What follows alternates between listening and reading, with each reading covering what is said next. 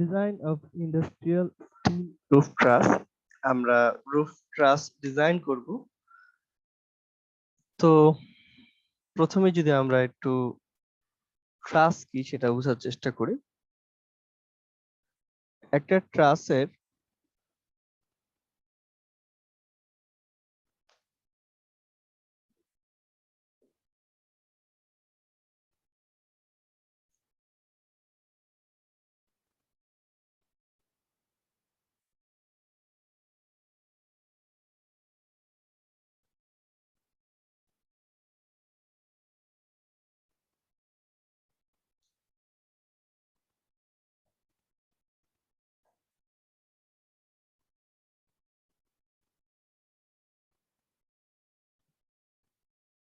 এরকম একটা ট্রাস আছে, কয়েকটা মেম্বার দিয়ে কানেক্টেড।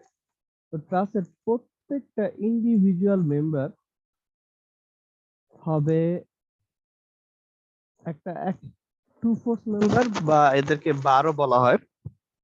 এর মানে কি টু ফোর্স মেম্বার মানে কি, যে প্রত্যেকটা মেম্বার শুধুমাত্র আইদার টেনশন নিতে পারবে, মানে প্রত্যেকটা মেম্বার শুধু টেনশন কাজ করবে, অথবা প্রত্যেকটা মেম্বারের শুধু কম্প্রেশন কাজ করবে। একটা ট্রাসের মেম্বার গুলো সব সময় টু ফোর্স মেম্বার হবে।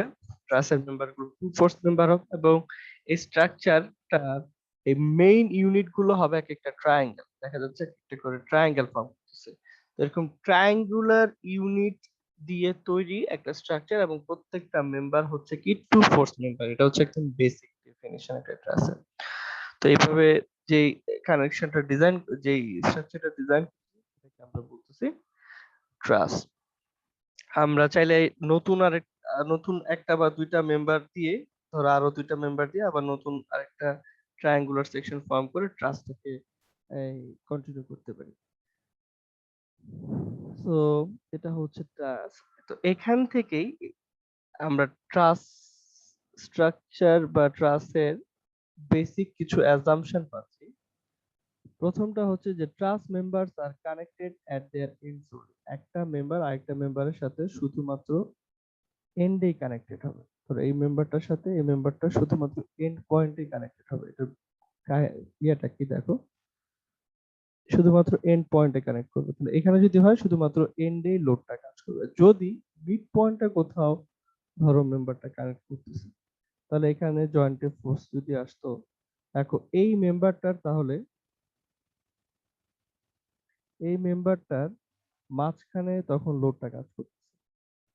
তখন এই particular মেম্বারটা R to force member থাকতেছে না।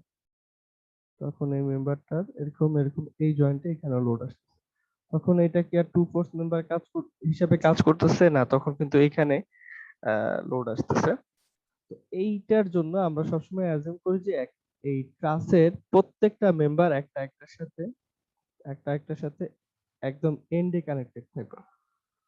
মেম্বার গুলো শুধুমাত্র একটা একটার সাথে এন্ডে কানেক্টেড হবে। তারপর হচ্ছে the truss are connected together by frictionless pin। আমরা কি বলি যে ট্রাসের এই কানেকশন গুলো হচ্ছে পিন সাপোর্ট। পিন সাপোর্ট হলে শুধুমাত্র অ্যাক্সিয়াল ফোর্স কাজ করতে হবে। যদি ফ্রিকশনলেস পিন না হইতো, তাহলে কি হইতো, এই কানেকশনটা মোমেন্ট রেজিস্ট করতে পারতো, বা এখানে রিঅ্যাকশন আকারে কিছুটা মোমেন্ট আসতো। কিন্তু আমরা তো বলতেছি টু ফোর্স মেম্বার অনলি, এটার জন্য আমরা এই কানেকশন গুলোকে ফ্রিকশনলেস পিন বলতেছি। তো বুঝতে পারতেছি যদি পিন সাপোর্ট হয় কিছুটা পরিমাণ ফ্রিকশন তো অবশ্যই সেখানে তৈরি হবে। তাহলে এটা আসলে কি একটা অ্যাজাম্পশন, অ্যাজাউম করতেছি যে এটা ফ্রিকশনলেস পিন হিসেবে কাজ করতেছে কানেকশন গুলো। তারপরে হচ্ছে স্ট্রাকচারে যে লোড গুলো আছে, ধরো এই যে এইরকম একটা এলিমেন্ট, এই এলিমেন্টের সবসময় লোড গুলো জয়েন্টে কাজ করবে। এই স্ট্রাকচারে যত লোড আসবে, লোড গুলো শুধুমাত্র জয়েন্টে কাজ করবে। যদি এরকম ভাবে কাজ করে তাহলে তো এটা আসলে একটা টিমের মতোই কাজ করবে, এখানে মোমেন্ট আসবে। তো এই কারণে আমরা অ্যাজিউম করে নিতেছি যে স্ট্রাকচারটাতে যত লোড আসবে, লোড গুলো শুধুমাত্র জয়েন্টে কাজ করবে। তাহলে তিনটা যে বেসিক অ্যাজাম্পশন কি কি, একটা হচ্ছে যে আমাদের স্ট্রাকচারটা প্রত্যেকটা মেম্বার একটা একটার সাথে এন্ডে কানেক্টেড থাকবে, ফ্রিকশনলেস পিন দিয়ে কানেক্টেড থাকবে এবং লোডগুলো শুধুমাত্র জয়েন্টে কাজ করবে। তো স্টিলের যে বেসিক অ্যাডভান্টেজ গুলো ছিল, এই স্টিল ট্রাস অ্যাডভান্টেজ গুলো নাকি কুইক ইনস্টলেশন, যেটা বললাম এখানে কিউবিং পিরিয়ডের জন্য ওয়েট করতে হয় না। তো স্টিল স্ট্রাকচারের কনস্ট্রাকশন প্রসেসটা খুব ফাস্ট। তারপরে হচ্ছে মেইন যে কারণ আমরা ইউজ করি সেটা হচ্ছে ইনক্রিজ স্প্যান। একটা কোশ্চেন ছিল স্যার। বলো। স্যার আপনি বলেছিলেন আর কি ট্রাসের ক্ষেত্রে স্যার মানে ব্লক গুলা শুধু ট্রায়াঙ্গুলার হবে স্যার। হুম। স্যার এখানে কি ট্রাপিজয়েডাল হতে পারে না স্যার? ট্রাসের বেসিক বিল্ডিং ব্লকটা হচ্ছে ট্রায়াঙ্গেল। দেখো এখানে কয়েকটা এক্সাম্পল দেয়া আছে। প্রত্যেকটার বেসিক বিল্ডিং ব্লক হচ্ছে দেখো ট্রায়াঙ্গেল, ট্রায়াঙ্গেল, ট্রায়াঙ্গেল, ট্রায়াঙ্গেল। ঠিক আছে? ট্রাস মানে এটা। জি স্যার। ট্রায়াঙ্গেল হওয়ার পিছনে অনেক কিছু কারণ আছে। ট্রাস হচ্ছে সবচেয়ে স্ট্রংগেস্ট জিওমেট্রিক শেপ। ট্রাস স্ট্রাকচারের ল্যাটারাল স্টেবিলিটি বেশি, আবার ট্রাস স্ট্রাকচারের ডিগ্রি অফ ফ্রিডমও সব কম। ফ্রেঞ্চ গ্লুয়েবলার ফর্মুলা থেকে আসে। তো লিংক যদি ফর্ম করে, তো একটা ট্রায়াঙ্গেলের ডিগ্রি অফ ফ্রিডম কম, এটার জন্য আসলে ট্রায়াঙ্গুলার স্ট্রাকচারটাই ব্যবহার করে। এর কিছু কারণ, পিরামিড গুলো যে ট্রায়াঙ্গুলার শেপের সেটা আসলে অকারণেই না। তো যেটা বলছিলাম, ইনক্রিজ স্প্যান। ধরো আমাদের অনেক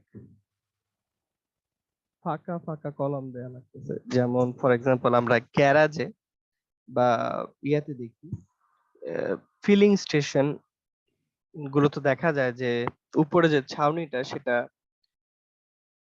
ট্রাসের উপরে দাঁড় করানো। সেখানে কারণ কি, সেখানে আমার কিছুটা ওপেন স্পেস দরকার পড়ে, একটা কলাম থেকে আরেকটা কলামের ডিস্টেন্স অনেক বেশি। তো এখানে যদি একটা কলাম থাকে আর একটা কলাম এখানে, ধরো এই হচ্ছে আমার বিমটা, এই ডিস্টেন্সটা অনেক বেশি, ধরো 25 ফিট বা এরকম দূরে একটা কলাম বসছে, একটা কলাম থেকে আরেকটা কলাম। আমি সেন্টার টু সেন্টার ডিস্টেন্স বলে, একটা কলাম থেকে আরেকটা কলামের সেন্টার টু সেন্টার ডিস্টেন্স ধরো 25 ফিট। তো যদি একটা সিম্পলি সাপোর্টেড কলাম হয়, এর মুভমেন্টের ইকুয়েশনটা কি, ম্যাক্সিমাম মুভমেন্টটা হচ্ছে W_L²/8। লেন্থ যত বাড়বে মুভমেন্ট কিন্তু তত বাড়বে, যত মুভমেন্ট বাড়বে তত স্ট্রেস বাড়বে, আর যত স্ট্রেস বাড়বে আমার ততই কি হবে, বিমের সাইজটা বাড়বে। তো এত লম্বা যদি স্প্যান হয়, এত লম্বা যদি স্প্যান হয়, তখন দেখা যাবে এইখানে যে মোমেন্ট আছে সেটা রেজিস্ট করতে গেলে আমার বিমের সাইজটা অনেক বড় একটা বিম ডিজাইন করতে হবে। তো এইটা আসলে অনেকগুলো কারণে ফিজিবল না। এমন হইতে পারে একদম মাথা পর্যন্ত আমাদের বিমটা চলে আসতেছে, সেটা তো আসলে ফিজিবল না। সেটা হইতেছে ইকোনমির দিক থেকে ফিজিবল না। আবার এত বড় কনক্রিটের স্ট্রাকচার কিন্তু ডিজাইন করাটাও অনেকগুলো কারণ। দেখা যাচ্ছে ঠিক মতো মিক্স করা যাবে না, মানে দেখা যাবে যে ভিতরে সব জায়গায় ভালো মতো মিক্সিং হচ্ছে না, কিউরিং হচ্ছে না, মাঝখানে ক্র্যাক ফর্ম করতে পারে, এরকম অনেকগুলো প্রবলেম আছে। তো এই বুঝতে পারতেছি যে এখানে অনেক বড় সাইজের ইয়া লাগবে, কিন্তু আমরা জানি যে কনক্রিটের ইউনিট ওয়েটের তুলনায় স্ট্রেংথ বেশি। তাহলে কনক্রিট এই এখানে আমরা যদি কনক্রিটের জায়গায় যদি স্টিলটা ব্যবহার করি, স্টিলের সেকশনে আরো ছোট সাইজের স্টিল দিয়ে আমরা ইয়ে করতে পারবো। তাহলে এখানে দেখা যাবে আমি যদি স্টিল ব্যবহার করতাম, আরো শর্টার সাইজের একটা ট্রাস দিয়ে আমরা ডিজাইনটা করতে পারতাম। তো এরকম যদি অনেক লম্বা আমার স্প্যান দরকার পড়ে, তখন আমরা আসলে ট্রাসে চলে যাব, আমরা স্টিল ট্রাস দিয়ে তখন ডিজাইনটা করতে পারি। আরো কিছু অ্যাডভান্টেজ এখানে বলা আছে।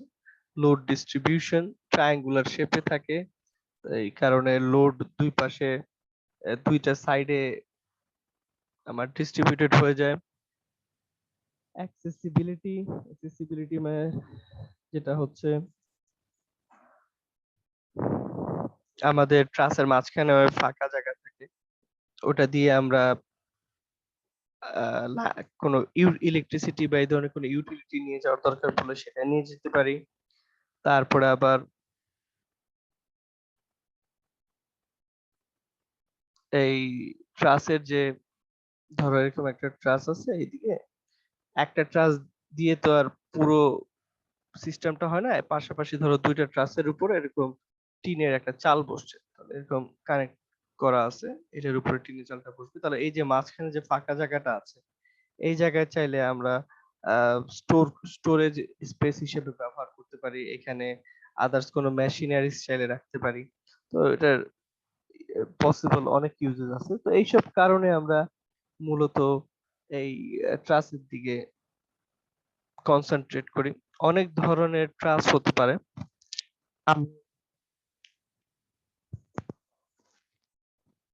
ফ্ল্যাট ট্রাস নিয়ে ডিল করব। ফ্ল্যাট ট্রাস দেখতে এরকম, এর ইনক্লাইন্ড মেম্বার থাকে এই পাশে এই পাশে, এইদিকে বাম দিকে এরকম, ডান দিকে এরকম ইনক্লাইন্ড মেম্বার থাকে আর ভার্টিক্যাল মেম্বার থাকে।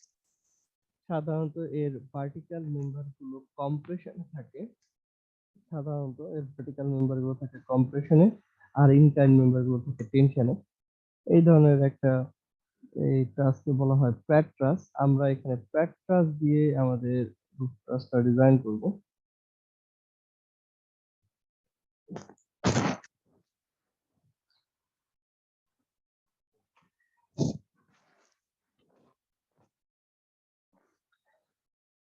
প্রথমেই একটা ইন্ডিভিজুয়াল ট্রাসের কি কি মেম্বার থাকে সেটার সাথে পরিচিত হই।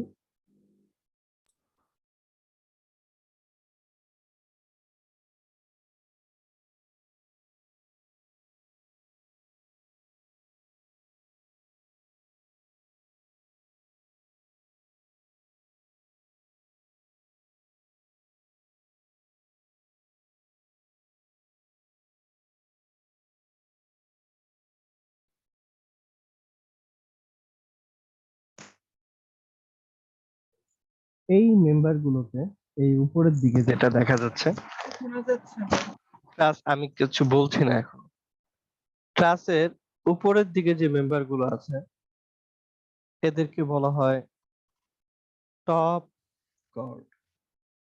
ট্রাসের উপরের দিকের এই মেম্বার গুলোকে বলা হয় টপ কর্ড। ট্রাসের এই ভার্টিক্যাল কিছু মেম্বার আছে,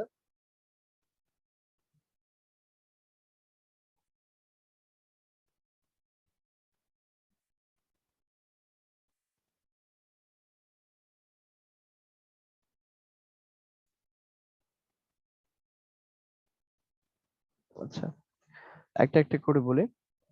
তো ট্রাসের এই যে উপরের দিকে যে মেম্বার গুলো আছে, এই উপরের দিকের মেম্বার গুলোকে বলা হয় টপ কর্ড। নিচের এই মেম্বার গুলোকে বলা হয় বটম কর্ড। উপরের দিকের মেম্বার গুলোকে বলা হয় টপ কর্ড, নিচের দিকের মেম্বার গুলোকে বলা হয় বটম কর্ড। এই লম্বা মেম্বার গুলোকে বলা হয় ভার্টিক্যাল, আর এই ইনক্লাইন্ড মেম্বার গুলোকে বলা হয় ডায়াগোনাল। নামকরণটা খুবই সোজাই আসলে। উপরের মেম্বার গুলোকে বলে টপ কর্ড, নিচের মেম্বার গুলোকে বলে বটম কর্ড, লম্বা মেম্বার গুলোকে বা এই সোজা মেম্বার গুলোকে বলে ভার্টিক্যাল, আর এই ইনক্লাইন্ড মেম্বার গুলোকে বলা হয় ডায়াগোনাল। একটা পার্টিকুলার ট্রাসের এই মেম্বার গুলো থাকে, একটা পার্টিকুলার ট্রাসের এইগুলো হচ্ছে member top chord, bottom chord, diagonal এবং ভার্টিক্যাল। এখন এই একটা ট্রাস দিয়ে তো আমাদের পুরো ডিজাইনটা হয় না, যেমন পাশাপাশি এরকম একটা ট্রাস, তারপরে পড়ার একটা ট্রাস, আবার কি আরো একটা ট্রাস থাকতে, এরকম দুই তিনটা ট্রাস একসাথে কানেক্টেড করে এই আমাদের ট্রাস সিস্টেমটা এই দাঁড়ানো, এটার উপরে হয়তো টিনের চাল বা আদার্স এলিমেন্ট রাখি, এই ট্রাসটা তারপরে বিমের মতো কাজ করে, লোড নিয়ে তারপরে সে যে কলামের উপর দাঁড়ায় আছে সে কলামে লোডটা ট্রান্সফার করে দেয়। ট্রাস গুলো বিমের মতো কাজ করে। তো এরকম পাশাপাশি দুটো তিনটা এরকম আরো কয়েকটা ট্রাস থাকতে পারে। এই একটা ট্রাস থেকে আরেকটা ট্রাসের ডিসটেন্সকে, একটা ট্রাস থেকে আরেকটা ট্রাসের ডিসটেন্সকে বলা হয় বে ডিসটেন্স। এই একটা ট্রাসের থেকে আরেকটা ট্রাসের এই ডিসটেন্সটাকে বলছি আমরা বে ডিসটেন্স। এই একটা কোয়েশ্চেন ছিল বলো। স্যার, আমরা যে এই যে কলামের টিনের ছাদে যে যখন ট্রাস দিই স্যার, তখন ওটা কোন লোডটা আসে স্যার, ওটা আমি বুঝতেছি না। তোমার কথাটা বুঝিনি, আরেকবার একটু বলবা? মানে স্যার, আমরা যখন ছাদে যখন ট্রাস দিই স্যার, ওই ট্রাস দিয়ে যখন টিনের চারা দিই, ওইখানে ওই ট্রাসটা স্যার কোন লোডটা আসে স্যার? এটা এই যে এখন এই এখন বলবো এটা কি আচ্ছা আসে। স্যার। এই একটা ট্রাস থেকে আরেকটা ট্রাসের ডিসটেন্সকে বলা হয় বে ডিসটেন্স। এবং এই একটা যে ট্রাসের যে লেন্থ, এই ট্রাসের লেন্থটাকে বলা হয় স্প্যান। এই ট্রাসের লেন্থটাকে বলা হয় স্প্যান। একটা ট্রাস থেকে একটা ট্রাসের ডিসটেন্সকে বলে বে ডিসটেন্স, একটা ট্রাসের লেন্থকে বলা হয় স্প্যান। এখন এই একটা ট্রাসের টপ কর্ড থেকে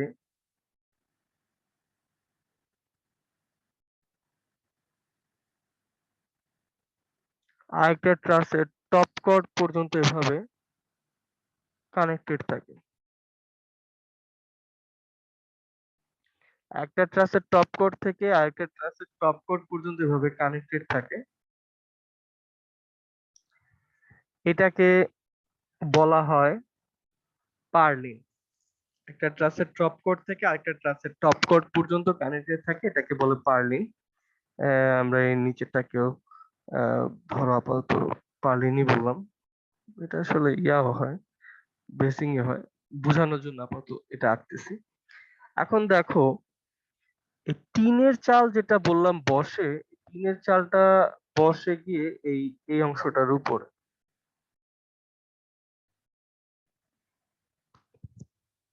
একটু একটু পজ দিচ্ছি।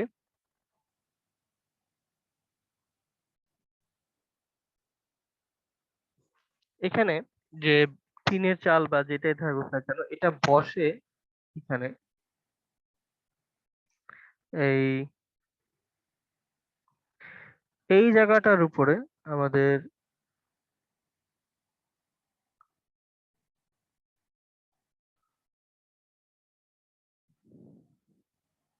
টিনের চালটা বসে,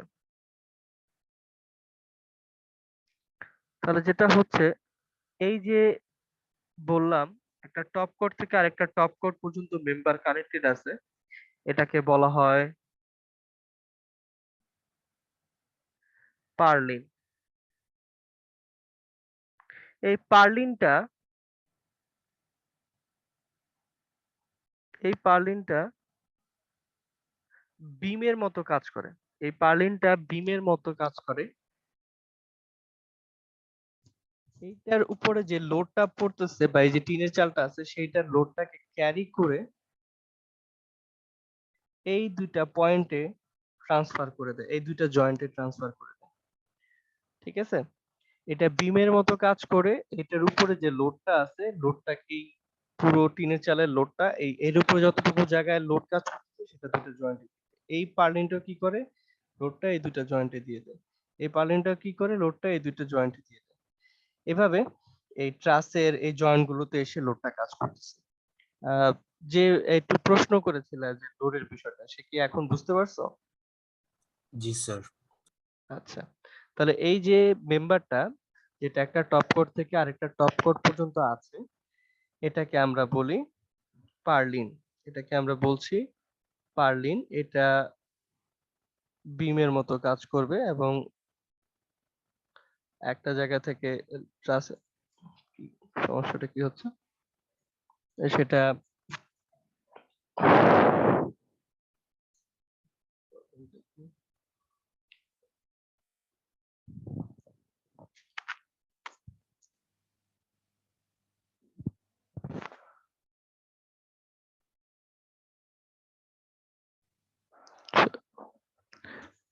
জুমে কি প্রবলেম একটা হচ্ছে, আমি ড্র করতে পারছি না, সেভাবে দেখে এইখান থেকে এখানে যে কানেক্টিং লাইন, এই কানেক্টিং মেম্বার গুলো আছে সেগুলোকে আমরা বলছি পারলিন।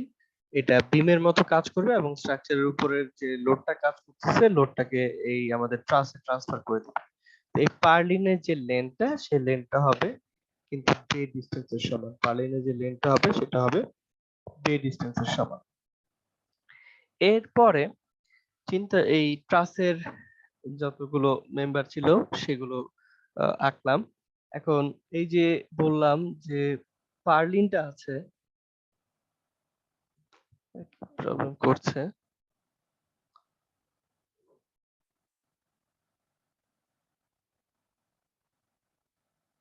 তো চিন্তা করো এটা হচ্ছে বে ডিস্টেন্সের সমান লেন্থ।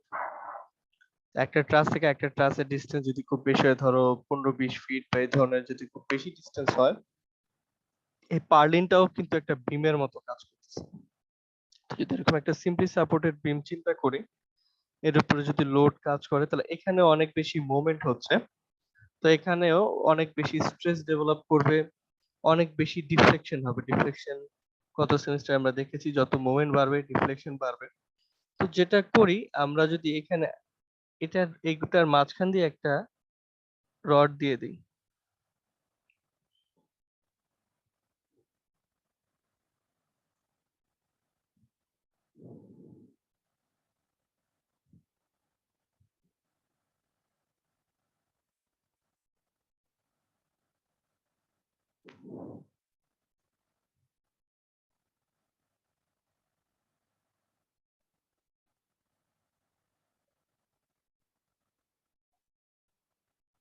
আমরা যদি এটার মাঝখান দিয়ে একটা রড দিয়ে দিই, তখন সেটা একটা সাপোর্ট হিসাবে কাজ করবে।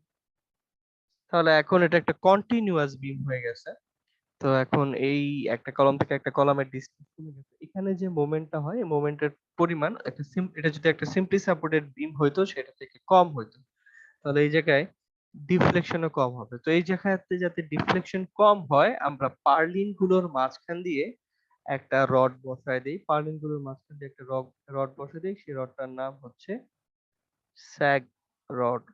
যাতে স্যাগিং এটা তোমার কম হয়, মানে ডিফ্লেকশন কম হয়, এটার জন্য পার্লিন গুলোর মাঝখান দিয়ে আমরা একটা রড দেই।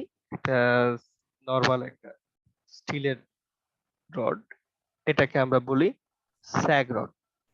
স্যার বলো। স্যার এই মানে স্যাগ রোড যেটা, এটা কি স্যার অনেকটা কলামের মতো কাজ করে? আহ, কলাম কলামের মতো কাজ করে। তুমি যদি এটাকে বলো অ্যাক্সিয়াল ফোর্স মেম্বার, তাহলে বলতে পারো যেটা কলামের মতো একটা অ্যাক্সিয়াল ফোর্স মেম্বার হিসেবে কাজ করে। হ্যাঁ। জি জি স্যার।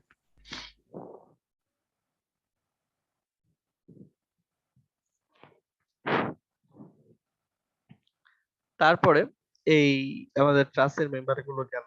এখন হচ্ছে চিন্তা করো ট্রাসটা একটা এলিভেটেড পজিশনে থাকে, এখানে উইন্ডের ইফেক্ট আসতে পারে। তো উইন্ড লোডের কারণে এটা আমাদের স্ট্রাকচারটা ল্যাটারালি মুভ করতে পারে। ঠিক আছে, যেমন এরকম একটা যদি রেক্ট্যাঙ্গুলার এলিমেন্ট আছে, এখানে যদি ধরো এরকম উইন্ডের ইফেক্ট আছে, সেটা কি হতে পারে, এভাবে বেঁকে যেতে পারে। এরকম উইন্ডের ইফেক্ট বলো বা ল্যাটারাল লোডের ইফেক্ট থেকে আমার স্টেবিলিটি দেওয়ার জন্য আমরা ব্রেসিং প্রোভাইড করি, ক্রস শেপের ব্রেসিং প্রোভাইড করি বা ক্রস ব্রেসিং প্রোভাইড করি। যেমন এখানে টপ কর্ড গুলোর মাঝখানে আমরা একটা টপ কর্ড থেকে এভাবে টপ কর্ড পর্যন্ত একটা ব্রেসিং প্রোভাইড করতেছি এক শেপে। এটাকে আমরা বলছি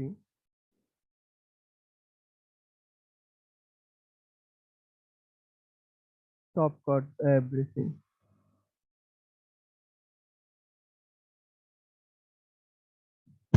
টপ কর্ড ব্রেসিং মানে হচ্ছে কি, টপ কর্ড গুলোর কানেক্ট করে যে এক শেপের যে ব্রেসিংটা দিচ্ছি সেটাকে আমরা বলছি টপ কর্ড ব্রেসিং।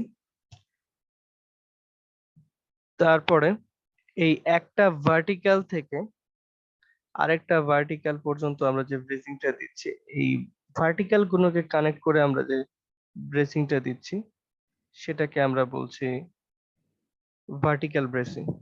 ভার্টিক্যাল গুলোকে কানেক্ট করে আমরা যে ব্রেসিংটা দিচ্ছি সেটা হচ্ছে vertical bracing.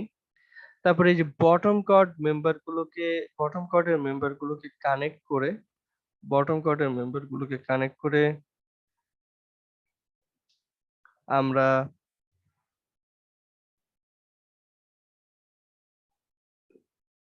Lateral stability provide করতেছি, এইগুলোকে বলা হয় বটম কর্ড ব্রেসিং।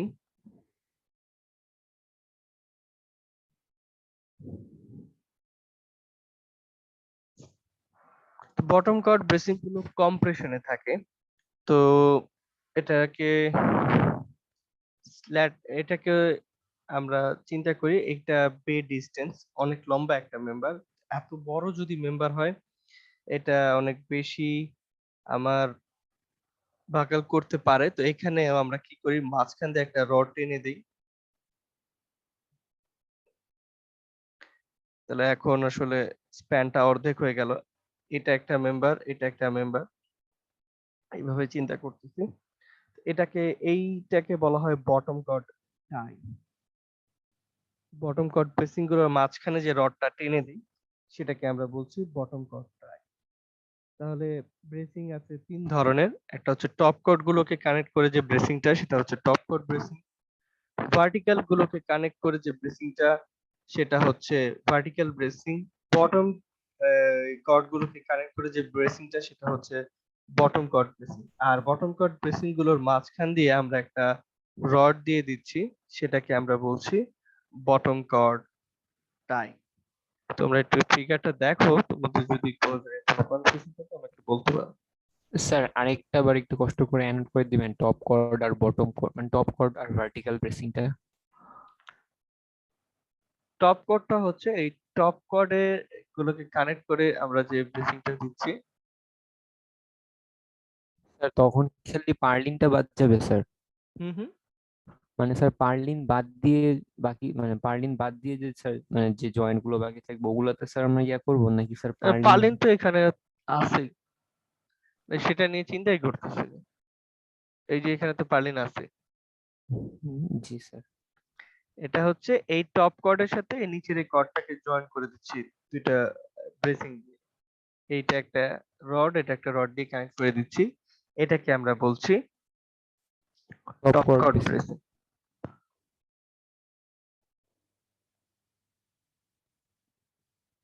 ঠিক আছে। তারপরে একইভাবে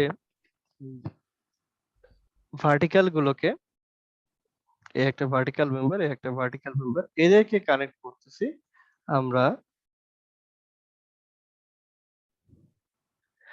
ভার্টিক্যাল ব্রেসিং দিয়ে।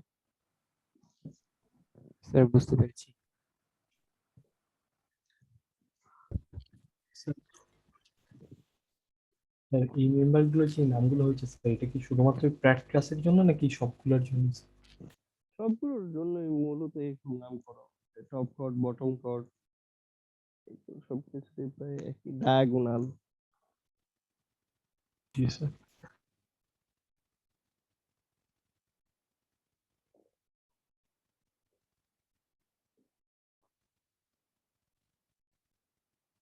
সবাই একটু ছবিটা দেখো, কারো যদি কোনো কোশ্চেন থাকে আমাকে করতে পারো।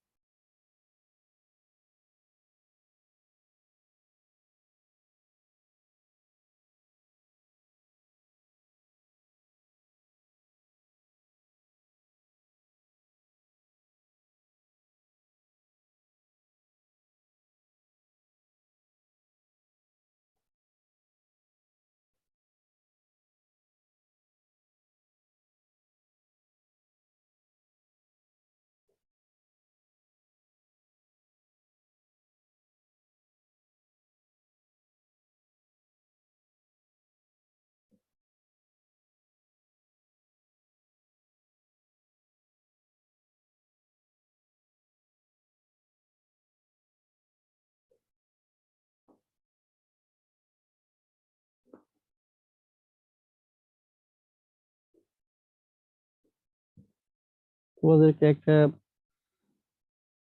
3D স্কেচআপ ভিউ দেখানোর চেষ্টা করছে, সেটা দেখতে হয়তো একটু আয়ত্তে আসবে। ছবিগুলো কোনটা কি বোঝাচ্ছে।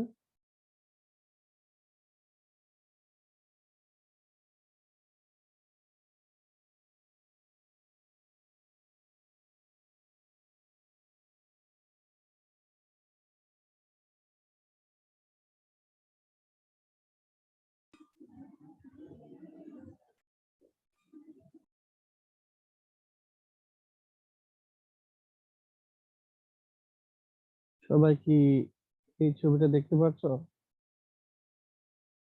জি স্যার। ধরো এটা একটা, এখানে ড্র করার চেষ্টা করেছে। এখানে তার কথা অনেক আস্তে আসতেছে। এখানে এই মেম্বার গুলো হচ্ছে ভার্টিক্যাল, এই মেম্বার গুলো হচ্ছে টপ কর্ড, নিচের গুলো হচ্ছে বটম কর্ড, এগুলো হচ্ছে ডায়াগোনাল। তারপরে এই টপ কর্ড গুলোকে কানেক্ট করে যে হরাইজন্টাল মেম্বারটা আছে সেগুলো হচ্ছে পার্লিন। পার্লিন গুলোর মাঝখান দিয়ে একটা মেম্বার চলে গেছে, সেটা হচ্ছে কি স্যাগ রড। তারপরে হচ্ছে ব্রেসিং এর কথাই চলে যাই। টপ কর্ড গুলোকে কানেক্ট করে যে ক্রস ব্রেসিং দিয়ে আছে সেটাকে আমরা বলছি টপ কর্ড ব্রেসিং। তারপরে ভার্টিক্যাল মেম্বার গুলোকে কানেক্ট করে যে ব্রেসিং দেয়া থাকে সেটাকে আমরা বলছি ভার্টিক্যাল ব্রেসিং। এই ছবি দেখে বোঝা যাচ্ছে ভার্টিক্যাল মেম্বার গুলোকে কানেক্ট করে যে ব্রেসিং দেয়া আছে সেটাকে বলছি ভার্টিক্যাল ব্রেসিং। তারপরে বটম কর্ড গুলোকে কানেক্ট করে যে ব্রেসিং দেয়া আছে সেটা হচ্ছে বটম কর্ড ব্রেসিং, এবং বটম কর্ড ব্রেসিং এর মাঝখান দিয়ে একটা মেম্বার চলে গেছে সেটাকে আমরা বলছি বটম কর্ড টাই। ঠিক আছে? সো আশা করি কারো যদি কনফিউশন থাকে সেটা কিছুটা ইয়া হয়েছে।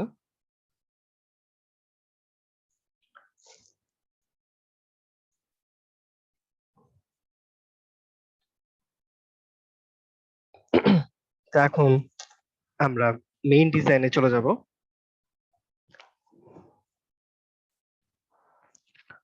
আমাদের একটা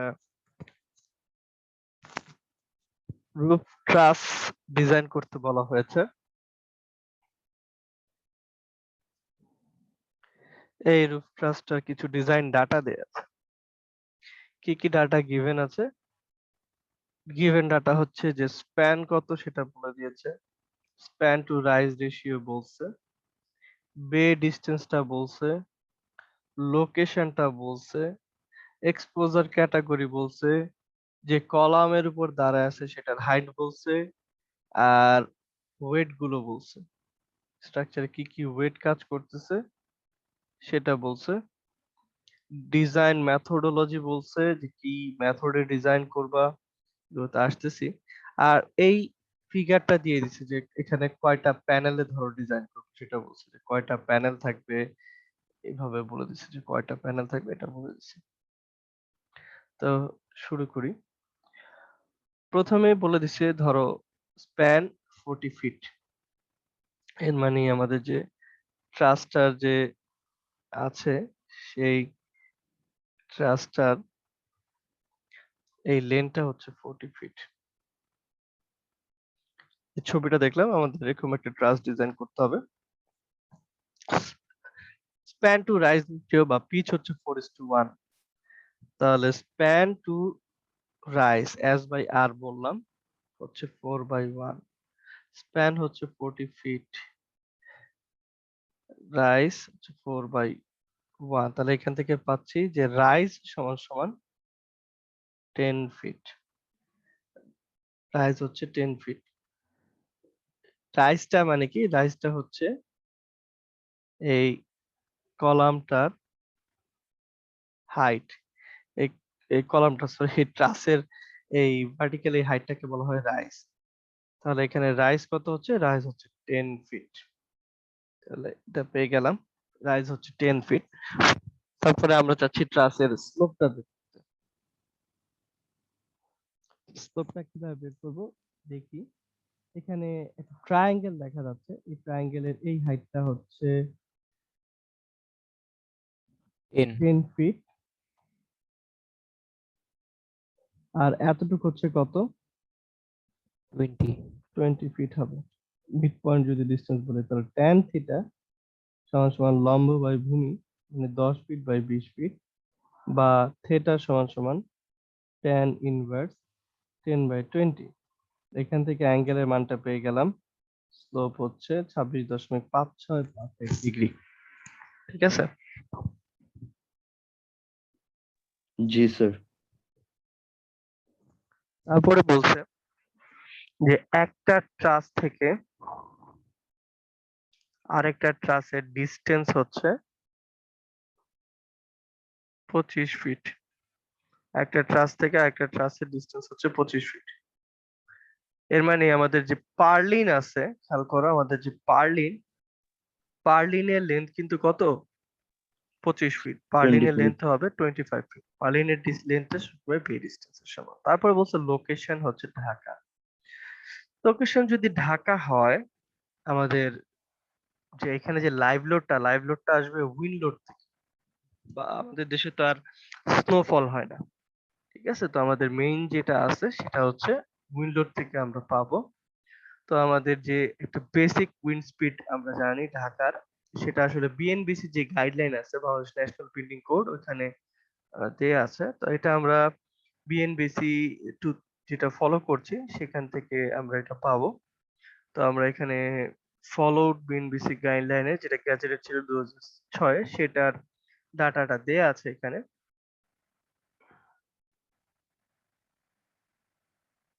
বেসিক উইন্ড স্পিড ঢাকাটা হচ্ছে 210 কিলোমিটার পার আওয়ার।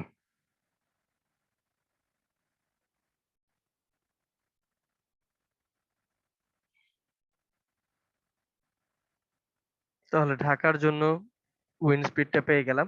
তো যে কোনো অঞ্চলের জন্য আমরা এভাবে করতে পারবো। এক্সপোজার ক্যাটাগরিটা আমরা আসলে সাইটে গিয়ে আমাদের বুঝতে হয় এটা কি ধরনের এক্সপোজার আছে। আমরা যখন উইন্ড লোডটা পড়বো তখন এটা নিয়ে একটু কথা বলবো। তো এটা হচ্ছে আমাদের বিল্ডিং এর সামনে কেমন ওপেন স্পেস আছে, বিল্ডিংটার হাইট কেমন, সেভাবে আইডেন্টিফাই করে আমরা এক্সপোজার ক্যাটাগরিটা বলি। তো এরকম আমরা আমাদের সাইট দেখে বলতেছি যে এক্সপোজার ক্যাটাগরি হচ্ছে এ। তারপরে আমাদের ট্রাসটা যে কলামের উপরে দাঁড়ায় আছে, সেই কলামের হাইট হচ্ছে 12 ফিট। সেটা পেয়ে গেলাম। ডেড লোড বলে দিচ্ছে আমাদের ট্রাসের সেলফ ওয়েট। আমাদের ট্রাসের self 60 pound per feet horizontal span of ট্রাস।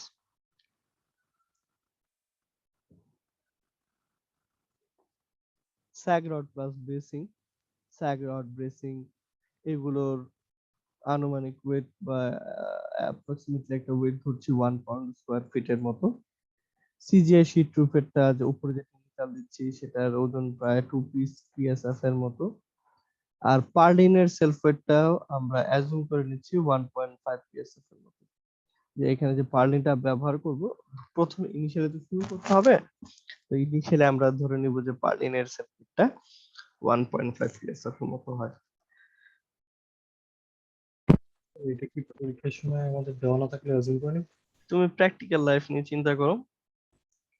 তো যে একটা ইনিশিয়ালি তো তোমাকে অ্যাজুম করে ডিজাইন শুরু করতে হবে, তো সেটা এক্সাম হোক আর যেটাই হোক। ঠিক আছে? তো আমরা সাধারণত 1.5 পিএসএফ ধরে প্রথমে পার্লিনের সেলফ ওয়েট ধরে জি স্যার। ডিজাইনটা শুরু করব। আমরা বিএনবিসি 1993 যেটা আর কি 2006 এ গ্রাজুয়েট হয়েছে সেটা ধরে ডিজাইন করতেছি। আমরা এআইএসসি এর এএসডি মেথড ফলো করে ডিজাইন করছি, অ্যালাওয়েবল স্ট্রেন্থ ডিজাইন। আমরা A36 স্টিল আমাদেরকে ব্যবহার করতে বলা হয়েছে, যেটার ইল্ড স্ট্রেস হচ্ছে 36 কেএসআই। এবং কানেকশন গুলো ওয়েল্ডিং এর মাধ্যমে আমরা কানেকশন গুলো দিব। একটা মেম্বারকে একটা মেম্বারের সাথে ওয়েল্ডিং দিয়ে কানেক্ট করব এবং আমরা E60XX ইলেকট্রোড ব্যবহার করব।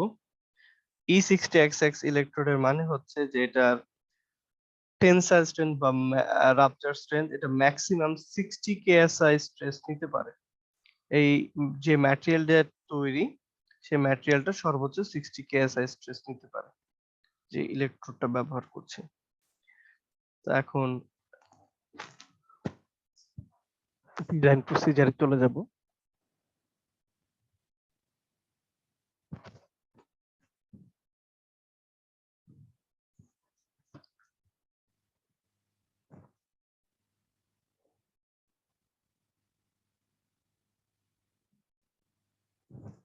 আমাদের এখানে আমরা জানি যে স্প্যানটা হচ্ছে 40 ফিট। এখানে 6টা প্যানেল দিয়ে ডিজাইন করতে, তাহলে প্রত্যেকটা প্যানেলের লেন্থ 40 ডিভাইডেড বাই 6 6.667 ফিট। তাহলে এটাকে লিখি যে 6/6.667 ফিট 40। এভাবে ডিজাইন করতেছি।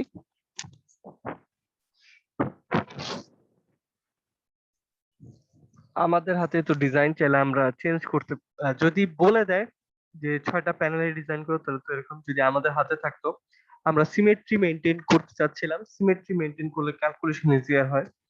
সিমেট্রি মেনটেন করে আমরা চাইলে 6টার পরিবর্তে চাইলে 8টা প্যানেল দিয়ে ডিজাইন করতে পারতাম, চাইলে 10টা প্যানেল দিয়ে ডিজাইন করতে পারতাম। ঠিক আছে, যদি আমাদের ডিজাইন করতে বলতো তাহলে তো আমরা নিজেরা প্রত্যেকটা রাখা দিতাম। এখানে যদি স্পেসিফাই করে বলে দিছে 6টা করে প্যানেল, তাহলে আমার প্যানেলের লেন্থটা বের করতে হচ্ছে। যদি আমি চাইতাম, আমি চাইলে 10টা প্যানেলে করতে পারতাম, আমি চাইলে 4টা প্যানেলে করতে পারতাম। সিমেট্রিটা মেনটেন করাটা হচ্ছে এটা। 4টা করলে মেম্বার গুলোর লেন্থ বেশি হয়ে যেত, 10টা করলে আবার অতিরিক্ত মেম্বার ক্যালকুলেশন বেশি হয়ে যেত। এটার জন্য হয়তো 6টার একটা সিম্পলিফাই করে এখানে ডিজাইন করতেছি।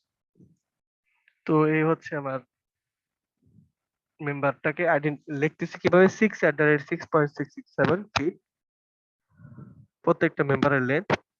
তারপর হচ্ছে ভার্টিক্যাল, এই মেম্বারটার লেন্থ হচ্ছে 10 ফিট। এখন যেহেতু বাকিগুলোর লেন্থ জানি না, বাকিগুলোর লেন্থ বের করতে হবে এটার এবং এটার। আমরা এই অ্যাঙ্গেলটা জানি, চাইলে কিন্তু tan থিটার সূত্র অ্যাপ্লাই করে আমরা এই মেম্বারটা আর এই মেম্বারটার লেন্থ বের করতে পারতাম চাইলে। এখানে আসলে দেখতে পাচ্ছি প্রত্যেকটা, এটাকে যদি একটু একটা ট্রায়াঙ্গেল চিন্তা করতাম, এই একটা থেকে আরেকটা মেম্বারের সবগুলো মেম্বার সমান সমান ডিস্টেন্স আছে 6.667। তাহলে আমি যদি দেখতে পাচ্ছি এখানে ভার্টিক্যাল আছে তিনটা এবং এটাকে যদি প্যানেল আকারে চিন্তা করতাম, তো দেখো এখানে 10 ফিট ভাগ 3 3.33 ফিট। তাহলে প্রথমটার লেন্থ হচ্ছে 3.33, পরেরটার লেন্থ হচ্ছে কত 3.33 প্লাস 3.33, এর মানে 6.66, এরপরটা হচ্ছে 9.999, এর মানে হচ্ছে 10 ফিট। ঠিক আছে, এইভাবে আমরা সহজে বলতে পারি। তো এটাই লিখেছে যে 3/3.33 ফিট মানে 10 ফিট। তো এটার লেন্থ হচ্ছে 3.33, এর পরেরটার লেন্থ হচ্ছে 6.66, এর পরের লেন্থটা হচ্ছে 10 ফিট। চাইলে এভাবেও বের করা যায়, এখানে এভাবে বের করছে এবং এটা এখানে লিখে দিয়েছে। এরপর হচ্ছে টপ কোয়ার্ডের লেন্থ।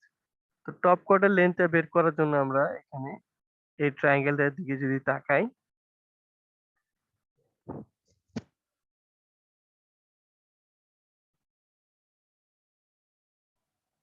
এই লেন্থটা হচ্ছে 10 ফিট, এতটুকু হচ্ছে 20 ফিট।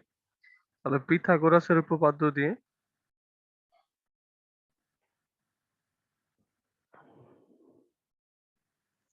আমরা এই অংশটার লেন্থ পেয়ে গেলাম।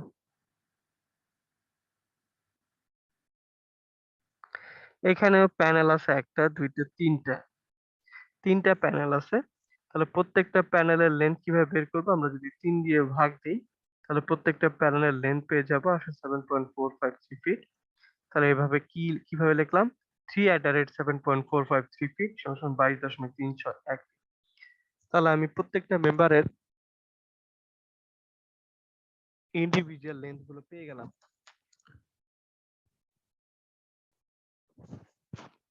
এরপরে আমরা জয়েন্ট গুলোর নামকরণ করছি। এল নট থেকে শুরু, বটম কর্ড গুলোকে এল not, L1, L2, L3, L4, L5, L6 এবং টপ কর্ড গুলোকে যথাক্রমে U1, U2, U3, U4, U5 এইভাবে নামকরণ করলাম।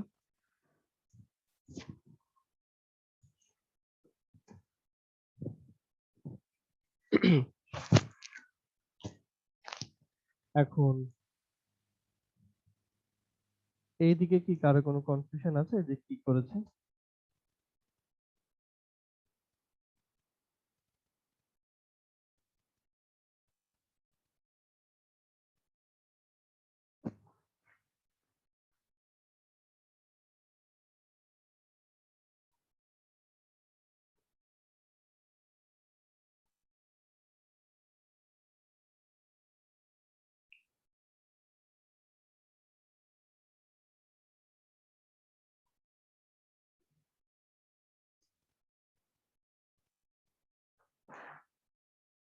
এখন আমরা আজকে পার্লিনের অ্যানালাইসিস এবং ডিজাইন শুরু করব। পার্লিনের অ্যানালাইসিস এবং ডিজাইন করব। প্রথমে এটাকে পার্লিনের ডিজাইনটা আমরা দুটো স্টেপে করব। প্রথমে হচ্ছে ডেড লোডের জন্য, পরে ডেড লোড এবং লাইভ লোড এটা কম্বিনেশনের জন্য। তো আমরা এখন পার্লিনের ডেড লোডের জন্য ক্যালকুলেটটা করব। তো পার্লিনটা কিভাবে থাকে?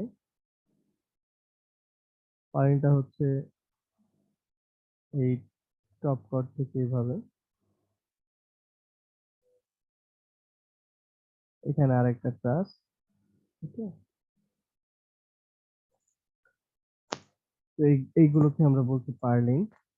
পার্লিনটাকে কি বললাম? এখানে টিনের চালের লোডটা কাজ করে, পার্লিনটা একটা বিমের মতো কাজ করতেছে, ঠিক স্যার আছে? কথা আটকে আসতে অনেক আস্তে আসতেছে। আর যেটা বলছিলাম যে এটা হচ্ছে আমরা পার্লিন ডিজাইন করব এখন। পার্লিনটা কি এই টপ কোড থেকে পরবর্তী ট্রাসের টপ কোড পর্যন্ত এই কানেক্টেড মেম্বারটা, এর উপরে হয়তো সিজিআই শীট টুসটার ওয়েটটা কাজ করতেছে, সেটা এই লোডটাকে নিয়ে দুটো পয়েন্টে ট্রান্সফার করে দিবে। তাহলে এই যে পার্লিনটা একটা বিমের মতো কাজ করতেছে। পার্লিনটা বিমের মতো কাজ করতেছে, তাহলে এখানে মোমেন্ট আসবে।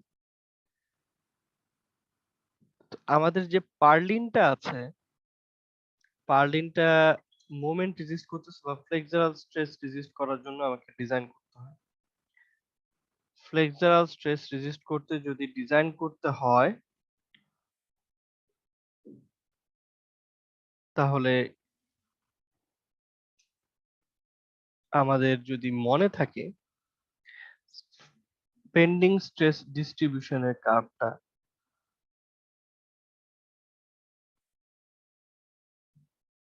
এরকম, নিউট্রাল অ্যাক্সিসে 0 এবং দেখা যাচ্ছে মাঝখানে কম, টপে এবং বটমে সবচেয়ে বেশি স্ট্রেস, টপে এবং বটমে সবচাইতে বেশি স্ট্রেস আসে। তো জি সেটা মাথায় রেখে এই আই শেপ এবং সি শেপটার দিকে যদি তাকাই, স্যার কথা শোনা যাচ্ছে না।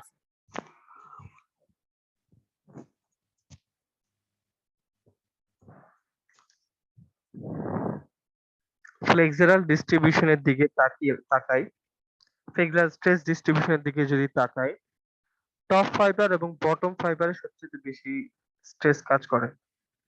সেটা কি বুঝতে পারছি? এটা তো এই ছবিটা তো দেখেছি সবাই নাকি? Yes sir. আচ্ছা, তো দেখো টপে এবং বটমে সবচেয়ে বেশি স্ট্রেস আসতেছে। তো এটার সাথে মিল রেখে আমরা যদি এই দুটো সেকশনের দিকে তাকাই, রেক্ট্যাঙ্গুলার সেকশন বা বক্স সেকশন তো আছেই, সেটা নিয়ে কথা বললাম, এটা তো সব জায়গায় এক সমান পরিমাণ মেম্বার। তো এই যে ম্যাটেরিয়াল গুলোর, এই যে আই সেকশন এবং সি সেকশন, দেখো এটা টপে এবং বটমে ম্যাটেরিয়ালটা বেশি, এবং ফ্লেক্সারের টপে এবং বটমে স্ট্রেস বেশি। এছাড়া যেহেতু টপে আর বটমে ম্যাটেরিয়াল বেশি, আমাদের আহ, এইখানে যেইখানে স্ট্রেস বেশি আসতেছে সেখানে আমাদের এরিয়াটা বেশি বা ম্যাটেরিয়াল বেশি, এটার জন্য এই সেকশন গুলো খুব ভালো ফ্লেক্সারাল স্ট্রেস রেজিস্ট করতে পারে। এই সেকশন গুলো ভালো ফ্লেক্সারাল স্ট্রেস রেজিস্ট করতে পারে বা এদেরকে ভালো ফ্লেক্সারাল মেম্বার বলা হয়। যেখানে বেন্ডিং আছে সেখানে আমরা আই সেকশন, সি সেকশন এগুলো সচরাচর ব্যবহার করে থাকি। তা আমাদের এখানে আমরা আমাদের ট্রাস হিসাব করে যে কেমন লোড আসতেছে, কেমন স্ট্রেস আসতেছে, এখানে সি সেকশনেই খুব ভালো ইকোনমিক্যাল ডিজাইন দিতে পারি। আমরা আমাদের পার্লিনটা সি সেকশন দিয়ে ডিজাইন করব। আমরা আমাদের পার্লিনটা সি সেকশন বা চ্যানেল সেকশন দিয়ে ডিজাইন করব। পার্লিনটা চ্যানেল সেকশন দিয়ে ডিজাইন করব। তো স্যার হ্যাঁ, এটা বলো। কি ফিক্সড সি সেকশন দিয়ে করতে আমরা হবে? এখানে সি সেকশন দিয়ে করব, চাইলে আই সেকশন দিয়ে করা যেত, আমরা আমাদের এখানে সি সেকশন দিয়ে করব। সি সেকশন দিয়ে আমরা ইকোনমিক্যাল ডিজাইন করতে পারবো এখানে। আর সি সেকশনে কিছু সুবিধাও আছে পার্লিনের ডিজাইনে।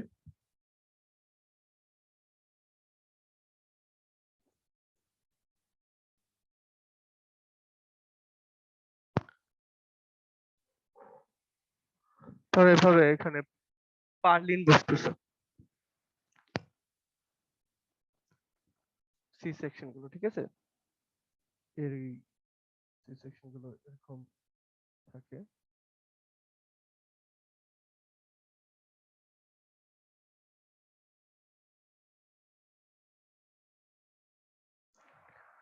ঠিক আছে, 3D ভিউতে দেখানোর চেষ্টা করলাম। তো এর উপরে যদি আমাদের টিনের চালটা আমরা বসাই,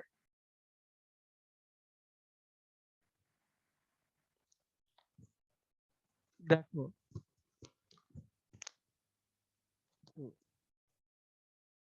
কাছাকাছি আনে,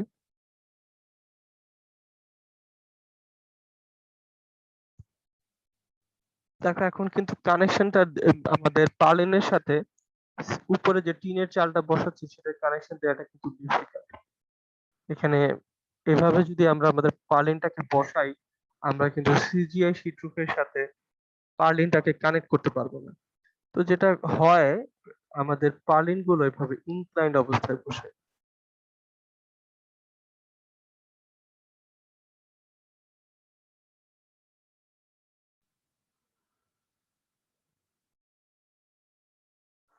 এটার উপরে আমাদের সিজিআই শীট রুফিংটা বসে, এখানে ধরো লাগিয়ে বা ইয়া করে আমাদের কানেক্ট করা হয়। তো এই ছবিটা থেকে বুঝতে পারছি যে আমাদের যে পার্লিনটা আছে, আমাদের পার্লিনটা এরকম ইনক্লাইন্ড অবস্থায় থাকবে। পার্লিনটা ইনক্লাইন্ড অবস্থায় থাকবে, তাহলে পার্লিনটার যে এই বরাবর হচ্ছে এক্স অ্যাক্সিস, পার্লিনটার এই বরাবর হচ্ছে ওয়াই অ্যাক্সিস। এখন পার্লিনের যে ওয়েটটা, ওয়েট তো সবসময় একদম সোজা নিচের দিকে কাজ করে। পার্লিনের যে ডেড লোডটা আছে, পার্লিনের নিজস্ব ওয়েটটা এক ধরনের ডেড লোড। ডেড লোড, তাহলে পার্লিনের ওয়েটটা সরাসরি নিচে এভাবে কাজ করবে।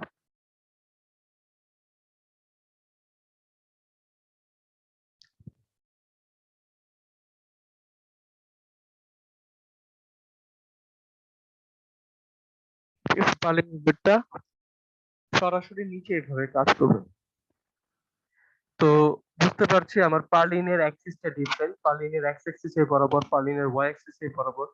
তাহলে এই ওয়েটটাকে, পার্লিনের ওজনটাকে আমাকে যথাক্রমে এক্স অ্যাক্সিস এবং ওয়াই অ্যাক্সিসে ভাগ করতে হবে। এক্স অ্যাক্সিস এবং ওয়াই অ্যাক্সিসে পার্লিনের ওয়েটটাকে ভাগ করতে হবে।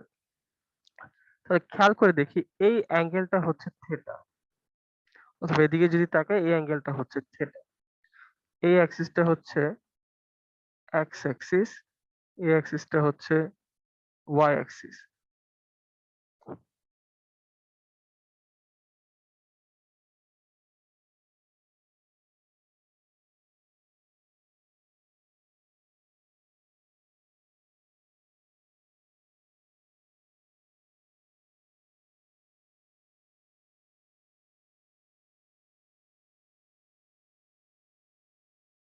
এটা হচ্ছে ভার্টিক্যাল অ্যাক্সিসটা।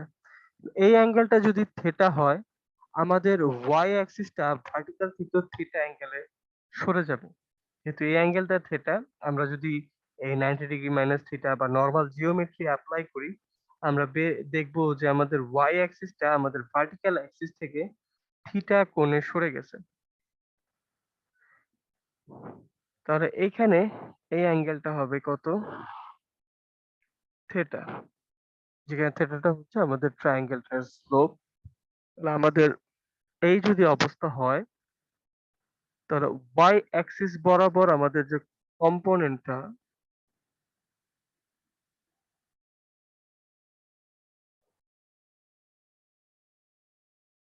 এই লোডের ওয়াই অ্যাক্সিস বরাবর যে কম্পোনেন্টটা, সেটার মান হবে WDL ইন্টু কস থিটা। আর এক্স অ্যাক্সিস বরাবর যে কম্পোনেন্টটা হবে, সেটার মান হবে WDL ইন্টু সাইন থিটা। যেহেতু ওয়াই অ্যাক্সিস এর সাথে থিটা কোণ উৎপন্ন করছে, তাহলে ওয়াই অ্যাক্সিস বরাবর কম্পোনেন্ট হবে কস থিটা, আর অপোজিটটা হবে সাইন থিটা। আমরা প্রায় সময় ভুল করি, এক্স কে কস ওয়াই কে সাইন বলে, এটা না। সেই অ্যাক্সিস এর সাথে কোণ উৎপন্ন করছে, সেট বরাবর হচ্ছে উপাংশটা কস থিটা, আর অপোজিটটা হচ্ছে সাইন থিটা। তাহলে এখানে এই ছবিতে দেখছি আমাদের ওয়েটের এক্স অ্যাক্সিস বরাবর উপাংশটা হচ্ছে সাইন, ওয়াই অ্যাক্সিস বরাবর উপাংশটা হচ্ছে কস থিটা। তাহলে আমাদের ডেড লোডটাকে এই দুটো উপাংশে ভাগ করে দিতে হবে। ওয়াই অ্যাক্সিস বরাবর আসবে cos থিটা, এক্স অ্যাক্সিস বরাবর আসবে sin থিটা। তো এখন ডেড লোডে চলে যাই। কি কি ডেড লোড আছে? প্রথম হচ্ছে পার্লিনের উপরে টিনের চালটার ওয়েট কাজ করবে। পার্লিনের উপরে তার নিজস্ব ওয়েট কাজ করবে। স্যাগ রড এর যে ওয়েটটা আছে, এটা আমরা নেগলেক্ট করতে পারি। পার্লিনের টোটাল ওয়েটের তুলনায় এই স্যাগ রডের ওয়েটটা খুবই নগণ্য হবে। আমরা স্যাগ রড ওয়েটটা বাদ দিলাম, দিয়ে দেখলাম টোটাল ডেড লোড হচ্ছে 3.50 psi। টোটাল এত ডেড লোড কাজ করছে।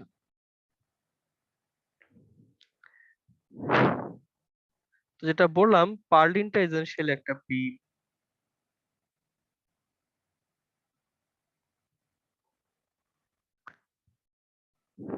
তা আমরা যখন বিমের ডিজাইন করি, ধরো এরকম একটা সিম্পলি সাপোর্টেড বিম আছে, এর যখন ক্যালকুলেট করব, এখানে যে লোডটা আছে আমরা কি এইভাবে রিপ্রেজেন্ট করি কিনা, ধরো 4 কি পার ফিট, লোড পার ফিটে রিপ্রেজেন্ট করি কিনা, পার লিনিয়ার ফিটে লোডটাকে রিপ্রেজেন্ট করি, যাতে মোমেন্ট বের করতে পারি। লোডটাকে পার লিনিয়ার ফিটে রিপ্রেজেন্ট করে থাকি।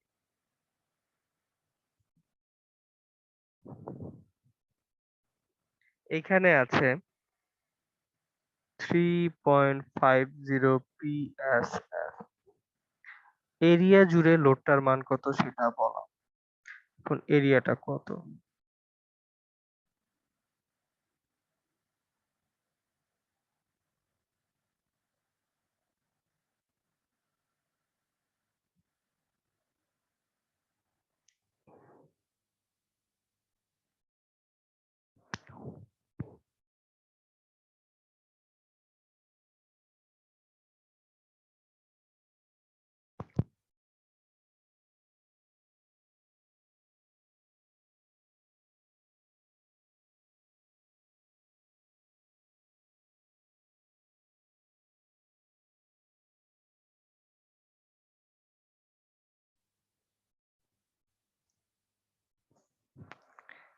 এখন এই যে একটা আমরা পার্লিন গুলো দেখছি, এই যে একটা পার্লিন আছে, এই পার্লিনটার উপরে আমরা দেখতে পাচ্ছি এখানে এখানে আহ, এটার উপরে টিনের চালগুলো বুঝবে। তো এখানে একটা প্যানেল আছে, এখানে একটা প্যানেল আছে, এখানে একটা প্যানেল আছে। এ- এখন লোডটা কাজ করে একটু ইউনিক ভাবে। এই যে U3 U4 প্যানেল একটা দেখতে পাচ্ছি, এই প্যানেলের অর্ধেক লোড, এই প্যানেলের অর্ধেক লোড কাজ করবে এই উপরের অংশে। আর বাকি অর্ধেক লোড কাজ করবে নিচের ইয়াটাতে।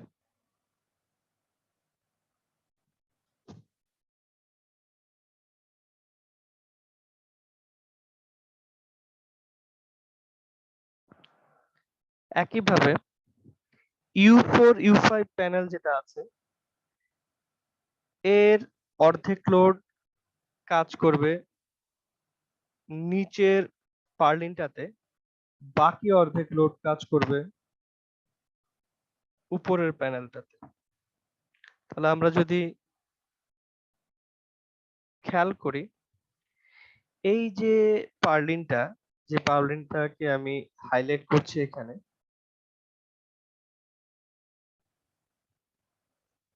এই পার্লিনটার উপরে তার উপরের প্যানেলের অর্ধেক আর নিচের প্যানেলের অর্ধেক লোড কাজ করবে। প্রত্যেকটা পার্লিনের উপরে তার যে কনস্টিটিউয়েন্ট প্যানেলটা আছে সেই প্যানেলের অর্ধেক পরিমাণ লোড কাজ করে। ঠিক আছে, এই বিম তোমরা যখন এই সেমিস্টারে বিম ডিজাইন করবা তখন দেখবা একটা স্ল্যাবের অর্ধেক পরিমাণ লোড কাজ করবে একটা বিমে, আর বাকি অর্ধেক লোড কাজ করবে পাশের। তো মাঝখানের যে ইন্টেরিয়র যে বিমটা থাকে সেটার উপরে দুই পাশের স্ল্যাবের অর্ধেক অর্ধেক লোড কাজ করে। তাহলে যেটা আসলে টোটালটা যদি বলি, এতটুকু হচ্ছে এই এটা থেকে এই পর্যন্ত হচ্ছে, এটাকে যদি আমি বলি পার্লিং স্পেসিং বলি, এই জায়গাটাকে যদি আমি পার্লিং স্পেসিং বলতাম, যে তাহলে এইটা হচ্ছে হাফ পার্লিং স্পেসিং, এতটুকু হচ্ছে হাফ পার্লিং স্পেসিং, এতটুকু হচ্ছে হাফ পার্লিং স্পেসিং। ঠিক আছে, তাহলে এই টোটাল জায়গাটা হচ্ছে কি পার্লিং স্পেসিং এর সমান। আর এই ডিসটেন্সটা হচ্ছে কি বে ডিসটেন্স।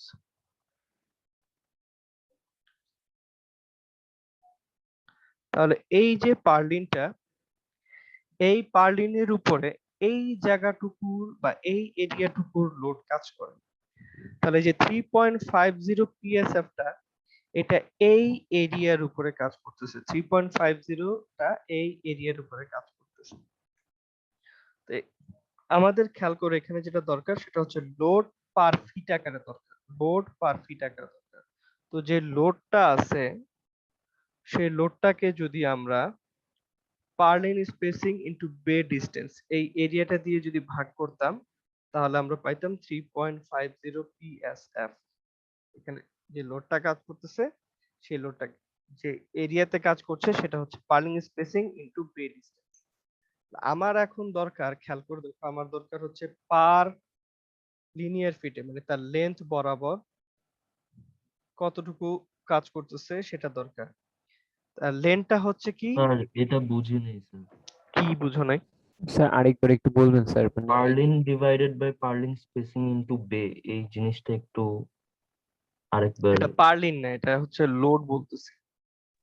আচ্ছা স্যার, ঠিক আছে, এটা একটু এখানে যে মানে আমরা একটা কনসেপ্ট বোঝানোর চেষ্টা করতেছি। এই যে 3.50 PSF লোডটা আছে, এই লোডটা হচ্ছে এই এই এরিয়াতে কাজ করতেছে, এই এরিয়াটার মান কত, পার্লিং স্পেসিং ইনটু বে ডিসটেন্স। এটা কি বুঝতে পারছো? জি স্যার। আচ্ছা, এখন আমরা এখানে যে টোটাল লোডটা কাজ করতো, টোটাল একটা লোড ধরো, টোটাল লোডটা হচ্ছে 100 কিপ। ঠিক আছে, 100 কিপ, এখানে হচ্ছে টোটাল যে লোডটা আছে সেটার মান, সেটাকে তাহলে যদি আমি পার্লিং স্পেসিং ইনটু বে ডিসটেন্স দিয়ে গুণ দিতাম তাহলে তো পার স্কয়ার ফিটে কতটুকু লোড কাজ করতেছে সেটা পাইতাম কিনা। এটা কি বুঝছো? জি স্যার। আচ্ছা,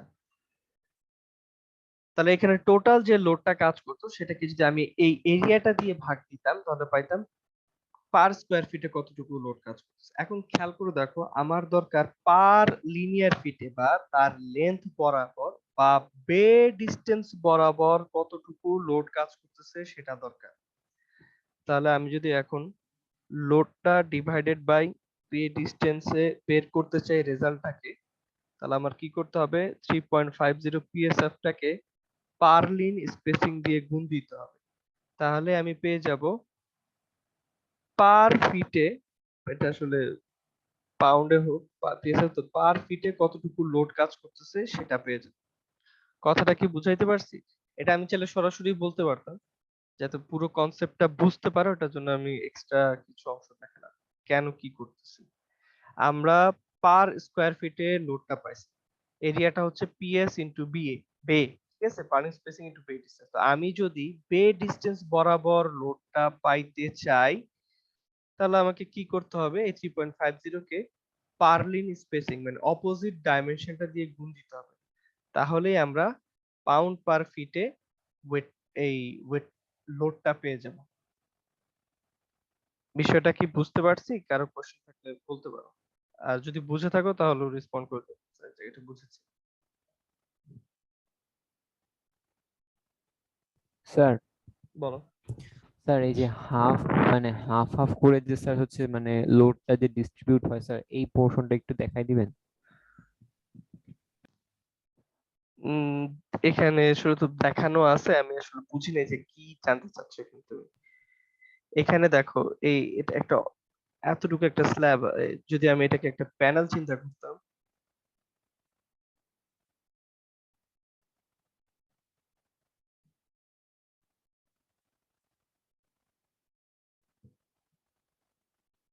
শুধুমাত্র এটাকে নিয়ে যদি বলি, এখানে একটা প্যানেল দেখতে পারতেছো, ঠিক আছে, ধরো টিনের চালের এই জায়গাটুকুর ওয়েট, এই ওয়েটটা দুটা ভাগে ভাগ হয়ে যায়, এই অর্ধেক জায়গার লোডটুকু এই স্ল্যাবটার এই অর্ধেক জায়গার লোডটুকু কাজ করবে এই উপরের পার্লিনটাতে, আর বাকি অর্ধেক জায়গার লোডটুকু কাজ করবে নিচের পার্লিনটাতে।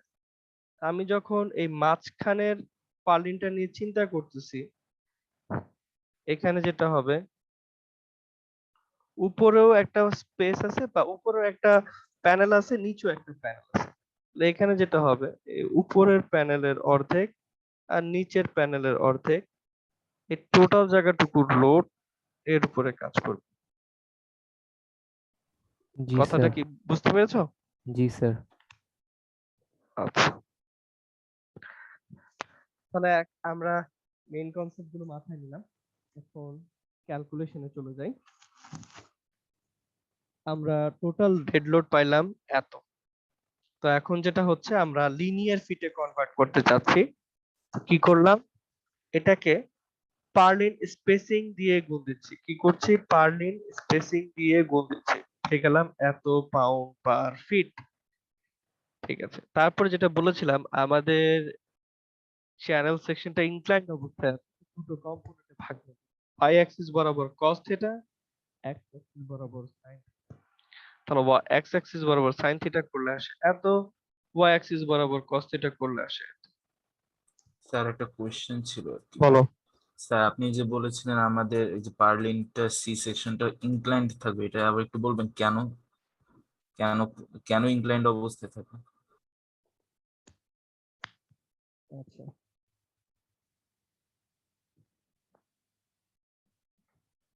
ইনক্লাইন্ড অবস্থায় দিচ্ছি যাতে আমরা, স্যার স্যার শোনা যাচ্ছে না স্যার। আমি এখনো কিছু বলছি না, দাঁড়াও।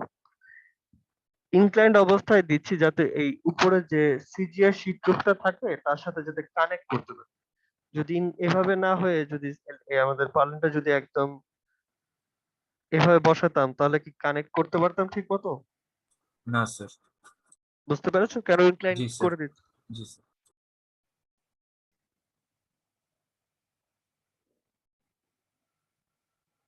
তো এখন যে বিষয়টা হচ্ছে, আমরা এক্স অ্যাক্সিস বরাবর লোড জানি, ওয়াই অ্যাক্সিস বরাবর লোড জানি।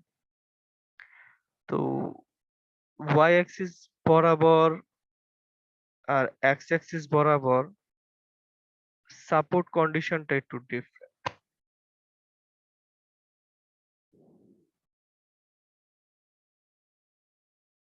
এই যদি আমাদের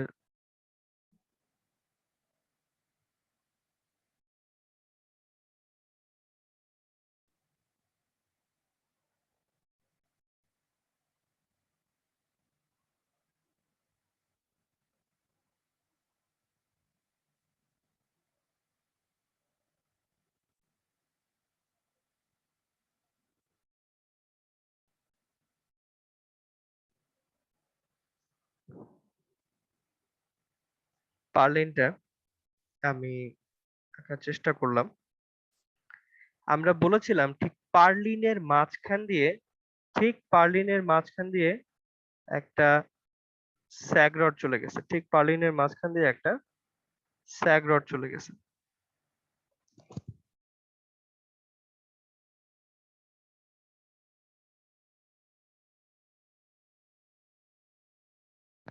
ঠিক আছে, ঠিক পার্লিনের মাঝখান দিয়ে স্যাগ রড চলে গেছে। তো আমাদের যে পার্লিনটা সেটার উপরে যখন ওয়াই অ্যাক্সিস বরাবর লোড কাজ করছে, ওয়াই অ্যাক্সিস হচ্ছে এই বরাবর,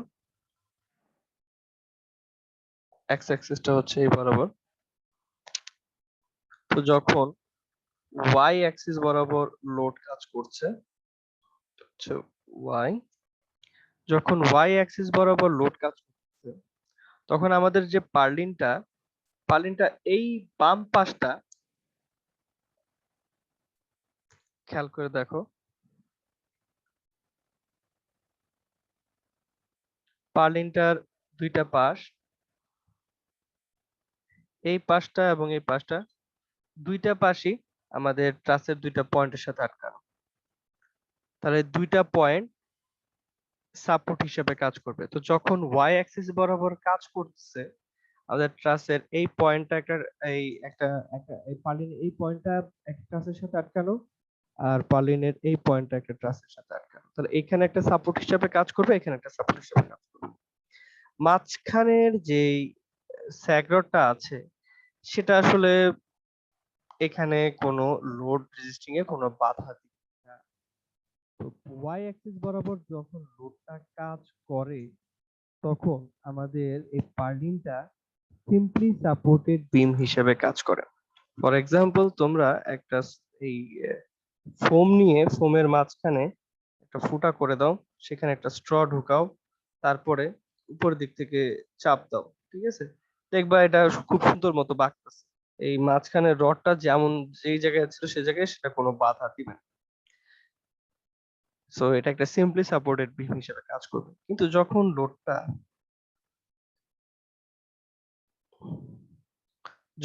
লোডটা এক্স অ্যাক্সিস বরাবর কাজ করতেছে, এর মানে এই পিঠ বরাবর, এই দিক বরাবর,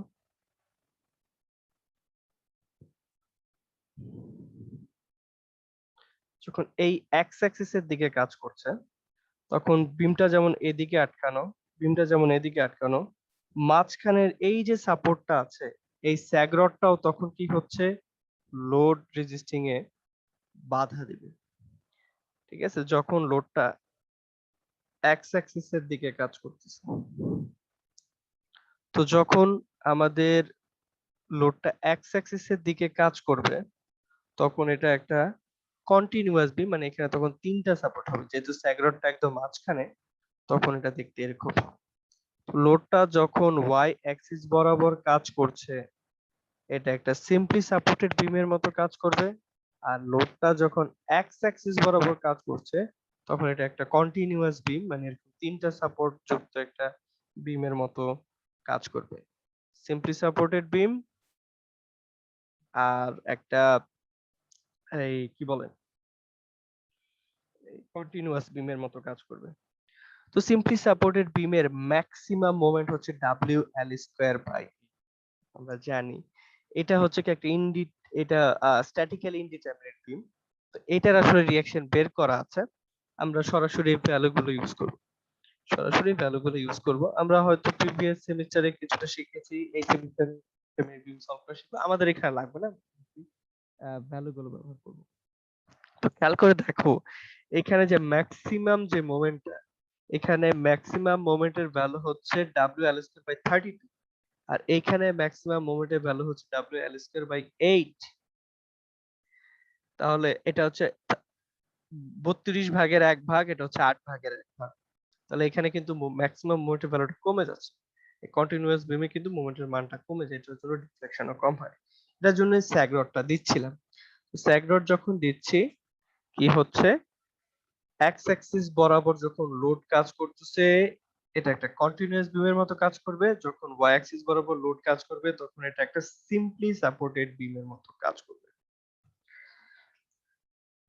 এখানে একটা ভুল আমরা প্রায় সময় করি, সেটা হচ্ছে যখন লোডটা ওয়াই অ্যাক্সিস বরাবর কাজ করে তখন অবশ্যই মোমেন্ট হবে এক্স অ্যাক্সিস বরাবর। ওয়াই অ্যাক্সিস বরাবর লোড কাজ করলে তো সেটা ওয়াই অ্যাক্সিস বরাবর মোমেন্ট দিতে পারবে না।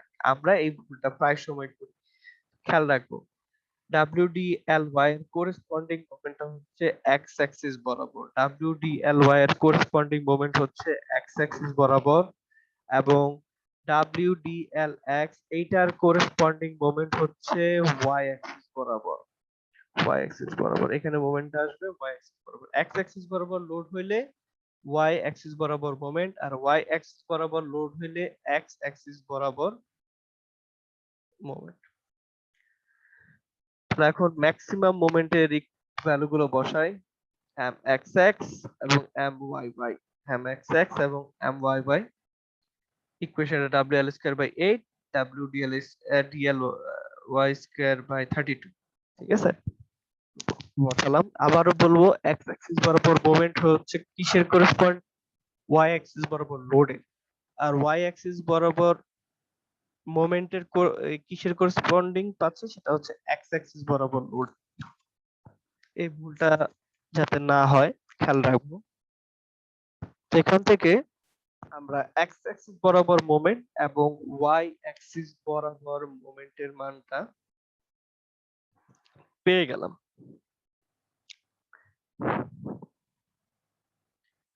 এখন যেভাবে দেখাচ্ছি ক্যালকুলেশনটা সেভাবেই পরবর্তীতে কন্টিনিউ করবা। আমরা বাই অ্যাক্সিয়াল বেন্ডিং নিয়ে কথা বলতেছি। এখন দেখো দুই অ্যাক্সিস বরাবর মোমেন্ট আছে, দুই অ্যাক্সিস বরাবর মোমেন্ট আছে। তো আমরা যদি এফ দিয়ে স্ট্রেস কে ইন্ডিকেট করি, গত সেমিস্টারে আমরা দেখেছিলাম স্ট্রেস বেন্ডিং স্ট্রেসের কম্বিনেশন, ঠিক আছে। যদি দুই অ্যাক্সিস বরাবর মোমেন্ট আছে, যখন এক্স অ্যাক্সিস বরাবর মোমেন্ট কাজ করছে তখন স্ট্রেসের ফর্মুলা হবে কি mxx cy, ওয়াই অ্যাক্সিস বরাবর সেন্ট্রয়েড ম্যাক্সিমাম মোমেন্টের জন্য বলতেছি, ওয়াই অ্যাক্সিস বরাবর ম্যাক্সিমাম স্ট্রেসের জন্য cy ডিভাইডেড বাই ixx। তারপর যখন ওয়াই অ্যাক্সিস বরাবর মোমেন্ট কাজ করছে তখন এর স্ট্রেসের ফর্মুলাটা হচ্ছে my cx divided by iyy, ঠিক আছে। তো এরকম খেলা আছে কিনা, আমরা কর্নার পয়েন্ট গুলোতে যোগ করতাম, কখনো দুইটাই টেনশন কখনো দুইটাই কম্প্রেশন, যে কোনো ভ্যালু আসতে পারে। তো এখন আমরা আরেকটা প্যারামিটার রিপ্রেজেন্ট করব, সেটা হচ্ছে ixx ডিভাইডেড বাই c।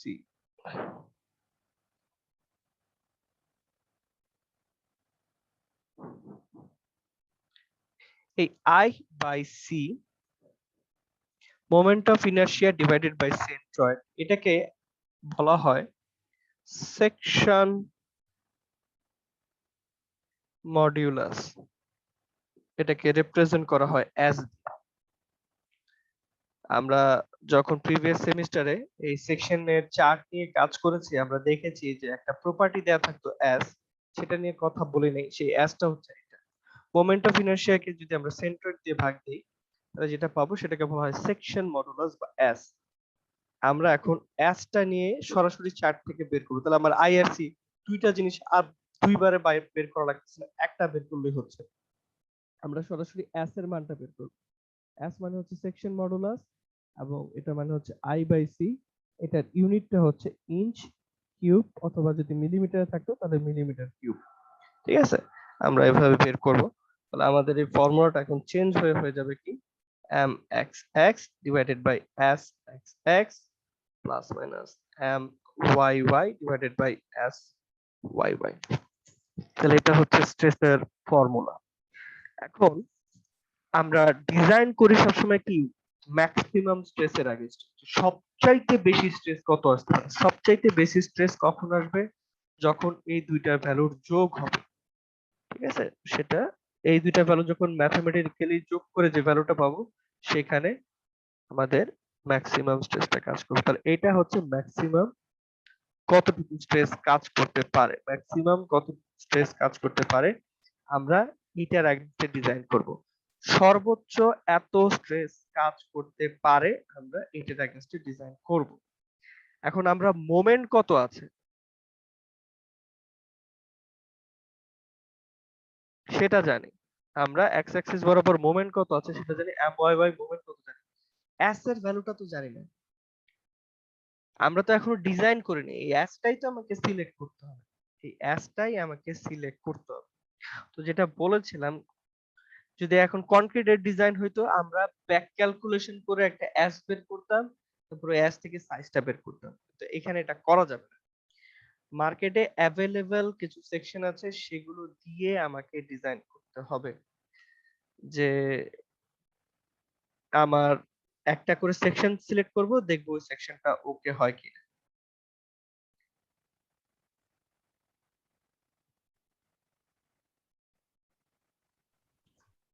আমরা স্যার বলো,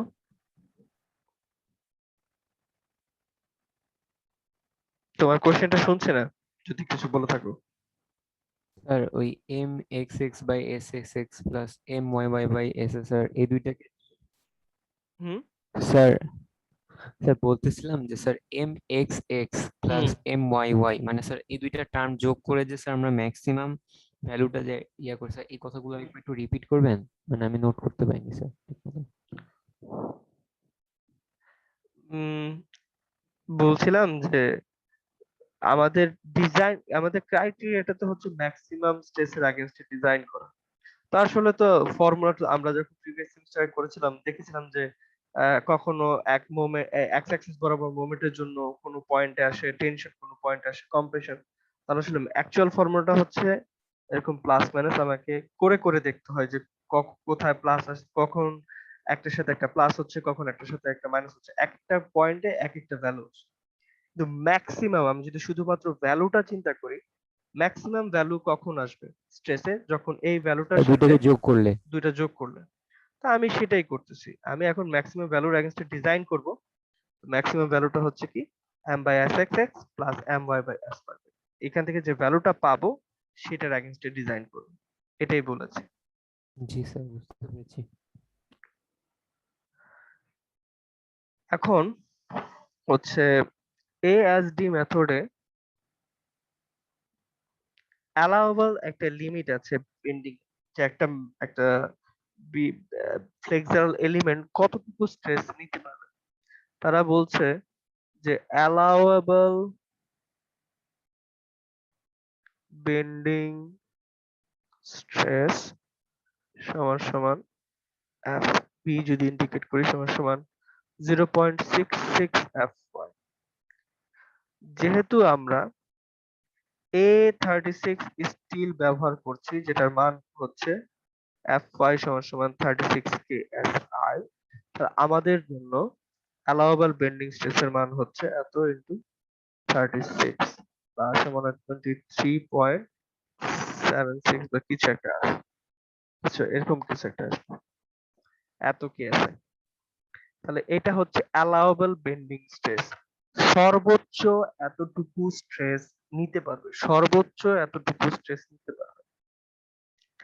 এখন আমরা এমন একটা সেকশন সিলেক্ট করব যেটার উপরে অ্যাক্টিং স্ট্রেস বা যেটার উপর যতটুকু স্ট্রেস কাজ করতেছে সেটা এই অ্যালাউয়েবল বেন্ডিং স্ট্রেস থেকে কম হবে। আমরা এমন একটা সেকশন সিলেক্ট করব যেটার বেন্ডিং স্ট্রেসটা আমাদের অ্যালাউয়েবল লিমিট থেকে কম হবে। তো এখন এটা আমরা কিভাবে করি?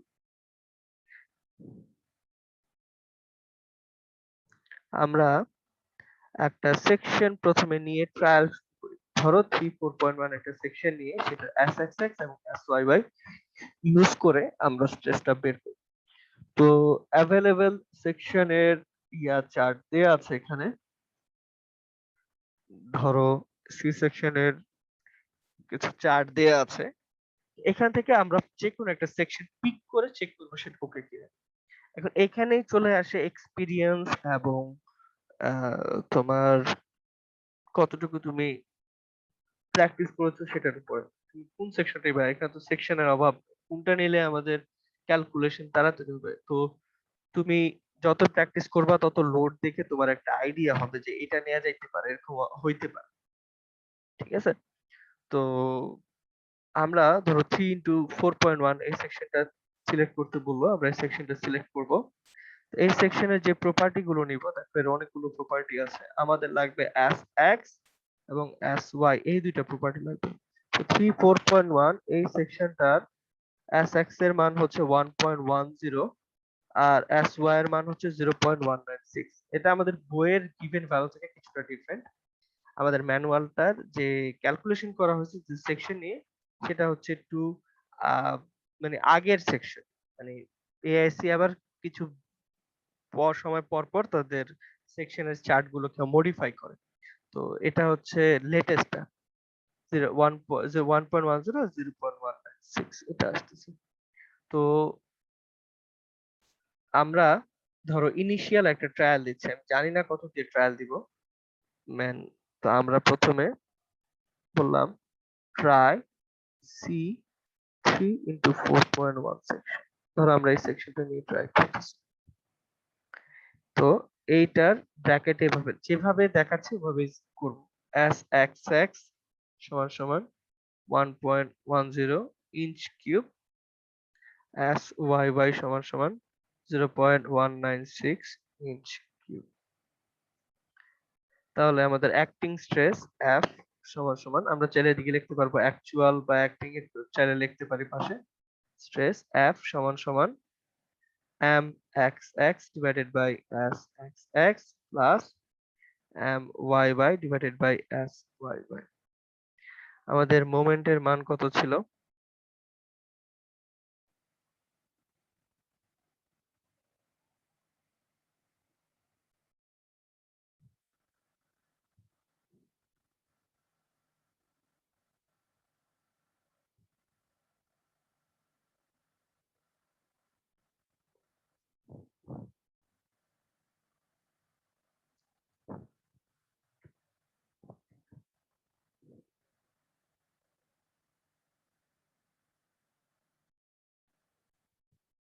x অ্যাক্সিস বরাবর মোমেন্টের মান ছিল 1.82 কিপ ফিট। আমি ইউনিট সহকারে লিখতেছি একটা কারণে। s অ্যাক্সিস এর মান হচ্ছে 1.10, myy এর মান ছিল 0.228 হয়তো এত কিপ ফিট, আর sy এর মান হচ্ছে 0.196।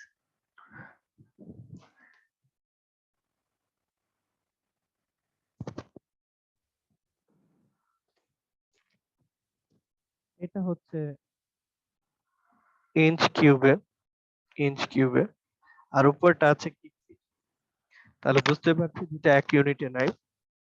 এক ইউনিট আনার জন্য কি করলাম, এই 1.82টাকে কিপ ফিট থেকে কিপ ইঞ্চে নিয়ে যাওয়ার জন্য 12 দিয়ে গুণ দিলাম। তো এটা কিপে চলে আসলো, কিপ ইঞ্চে চলে আসলো। একইভাবে এখানেও এটাকে 12 দিয়ে গুণ দিচ্ছি, 12 দিয়ে গুণ দিলে এটা কিপে চলে আসবে কিপ ইঞ্চে। আর নিচে কি আছে, নিচে আছে ইঞ্চ কিউব, নিচে আছে ইঞ্চ কিউব। ইউনিট এভাবে দেখানোর দরকার নাই, মাত্র বোঝানোর জন্য বলতেছি। তাহলে ফাইনালি যেটা আসে রেজাল্টটা ক্যালকুলেট করে বলো তো কত আসে?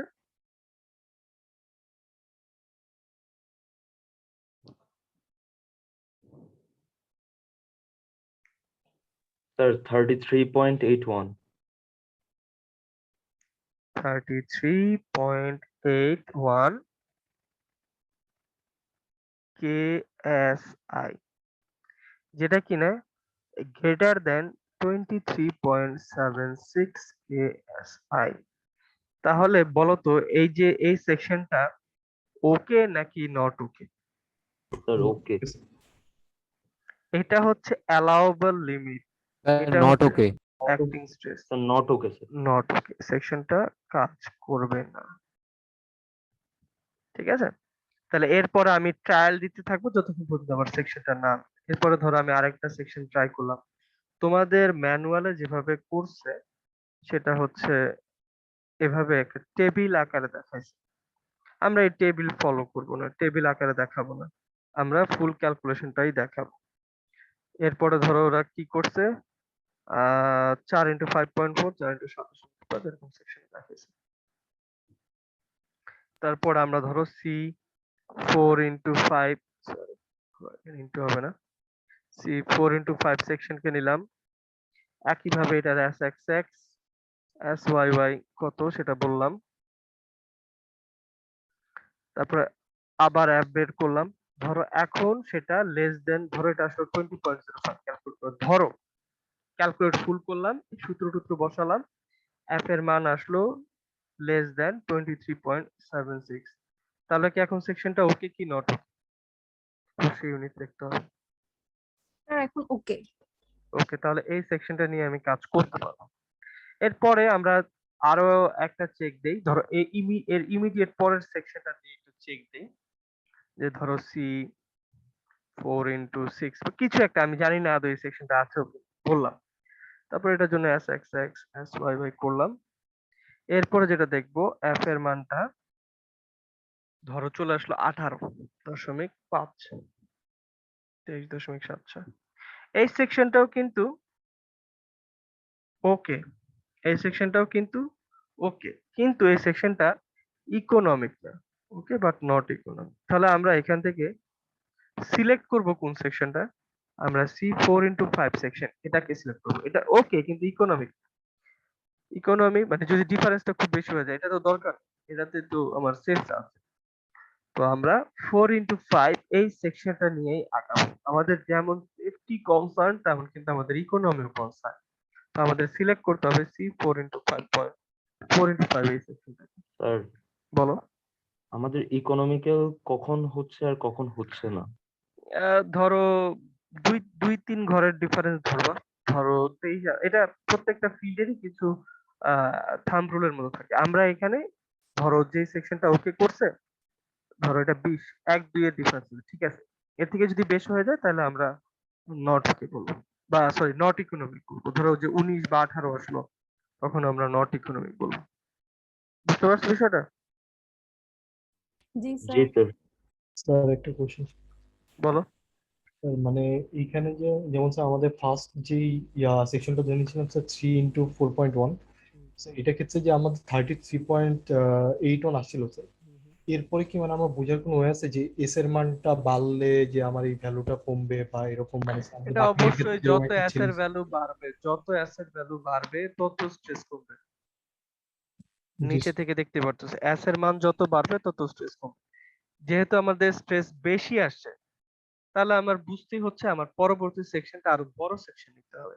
তো এখন তুমি কয় ঘর বড় নিবা, ঠিক আছে, টেবিলটা তো দেখাইলাম অনেকগুলো সেকশন আছে, কয় ঘর বড় নিবা এটাই হচ্ছে তোমার প্র্যাকটিস আর এক্সপেরিয়েন্স, যে ট্রায়ালটা কত শর্ট করতে পারবা। কথাটা বুঝতে পারছো? Yes, sir. আচ্ছা, স্যার বলো। স্যার আমরা ফার্স্টে 3x4.1 কিভাবে নিলাম, মানে স্যার এইটা এটা মানে ওইটা একদম একদম শুরুর দিকে সেকশন, এটা কোনো কিছু বুঝি না। এটা দিয়ে শুরু করছি ক্যালকুলেশন। স্যার আমি যদি স্যার 13x16 নিতাম তাহলে প্রবলেম ছিল? ওকে, ওকে তো হইতোই, কিন্তু কখনো ইকোনমিক হইতো না। মানে স্যার ওটা তো স্যার হচ্ছে আমি স্যার এফ দেখে বুঝতে পারতাম যে স্যার ইকোনমিক নাকি মানে ইকোনমিক হ্যাঁ না, মানে তুমি আমি স্যার শুরুতে বলতে চাচ্ছি করতে যে পারতা, সবচেয়ে বড় সেকশনটা নিয়ে তো করলে সবসময় ওকে হওয়ার প্রবাবিলিটি, কিন্তু সেটা তো কখনোই ইকোনমিক হবে না। এটার জন্য জি স্যার। ছোট থেকে শুরু করে। ও জি স্যার। একেবারে নিচের সেকশনটা নিতে হবে নট নেসেসারি। ধরো তোমরা এখানে 1.82টা মিলাইতে পারে নাই 36 এ, এই সেকশনটা দিয়ে। এই তাহলে ধরো তুমি যখন ল্যাব রিপোর্ট করতেছো তোমার মোমেন্টের মান আরো বেশি আসছে, তো তোমার দরকার কি 3x4.1 সেকশনটা নিয়ে ট্রাই করা, তুমি 5 বা 6 এর ঘরে কোন একটা সেকশন নিয়ে শুরু করলা। বুঝছো, এখানে হচ্ছে কমন সেন্সের বিষয়। জি স্যার বুঝতে তো পেরেছি। এখন আর যে সেকশনটা ওকে করলা, সি 4x5.4 ধরো এই সেকশনটাকে ওকে করছে। এটাকে আরেকটা জিনিস একটু চেক দিতে হবে, এটা হচ্ছে সেলফ ওয়েট চেক, ঠিক আছে, ফর সি 4 × 5 পয়েন্ট সেকশন, ঠিক আছে, সেলফ ওয়েট। দেখো এটা কি ছিল, 5.4 পাউন্ড পার ফিট, ঠিক আছে, এটা হচ্ছে তার ইউনিট ওয়েট। আর লেন্থটা কত, লেন্থটা হচ্ছে এই পার্লিনের লেন্থ হচ্ছে 7.453 যেটা পাইছিলাম। তো এখান থেকে একটা ভ্যালু আসে, কত আসে ভ্যালুটা বলো তো একটু। স্যার 0.724। এত পিএসএফ, ঠিক আছে। খেলা আছে কিনা, আমরা অঙ্কের শুরুতে একটা অ্যাজিউম করেছিলাম যে পার্লিনের সেলফ ওয়েট হচ্ছে 1.5 পিএসএফ অ্যাজিউম করেছিলাম। জি এটা স্যার। থেকে ছোট আছে, এটা থেকে যদি ছোট হয় তাহলে আমার ক্যালকুলেশনটা ওকে আছে, আমরা এই সেকশনটা নিয়ে আগাইতে পারবো।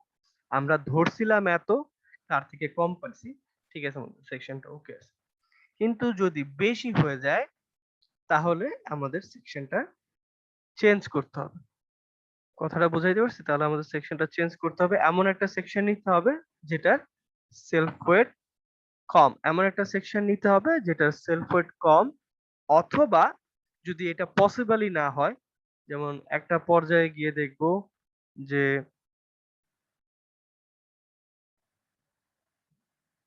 এই চার্টের দিকে যদি তাকাই,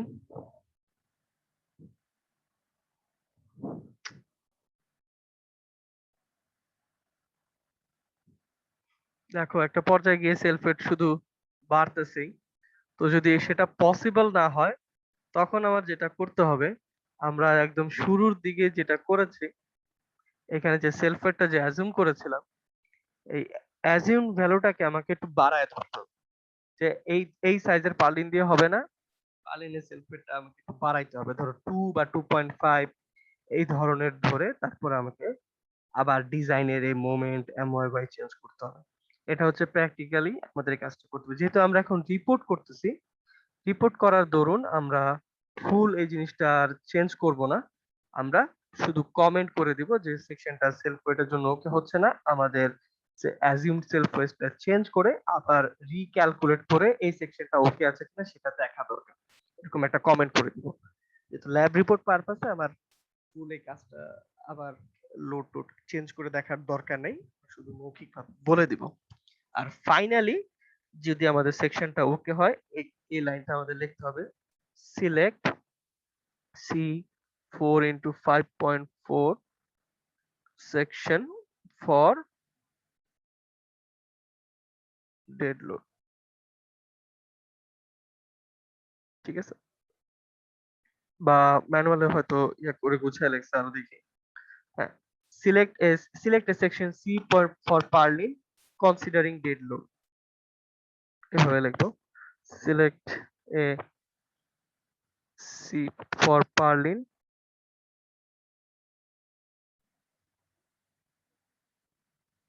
কনসিডারিং, এইটা না, mind it this section is only for dead load, এভাবে না লিখে কনসিডারিং অনলি ডেড লোড, কথাটা এভাবে লিখবো, select C 4 × 5 point section for purlin considering only dead load, এভাবে এই লাইনটা লিখে শেষ করব। তো আমাদের নেক্সট রিপোর্টের টাইটেল হবে এইটা, রিপোর্ট 1 এর টাইটেল হবে এটা, analysis and design of purlin for dead load. আমাদের নেক্সট উইকের রিপোর্টের টাইটেল হবে এটা, analysis and design of purlin for dead load. এটা হচ্ছে আমাদের নেক্সট উইকের রিপোর্টের হেডলাইন। কি কি বলছি খেয়াল করে শোনো। প্রথম পেজে থাকবে ডিজাইন ডাটা, ডিজাইন ডাটা আমরা স্টুডেন্ট আই ডিভাইস ভ্যারি করে কালকে হয়তো প্রোভাইড করে দিব। প্রথম পেজে থাকবে ডিজাইন ডাটা, পরের পেজে থাকবে ছবিগুলো, এই দুইটা ছবি। এরপরে দেখা যাচ্ছে না স্যার। স্ক্রিন দেখা যাচ্ছে না? না না স্যার। স্যার। আর দেখা যাচ্ছে না। আচ্ছা ঠিক আছে, আমি আবার বলছি তাহলে। আহ এখানে যেটা কমেন্ট করেছি সেটা তাহলে আরেকবার একটু বলে নিই।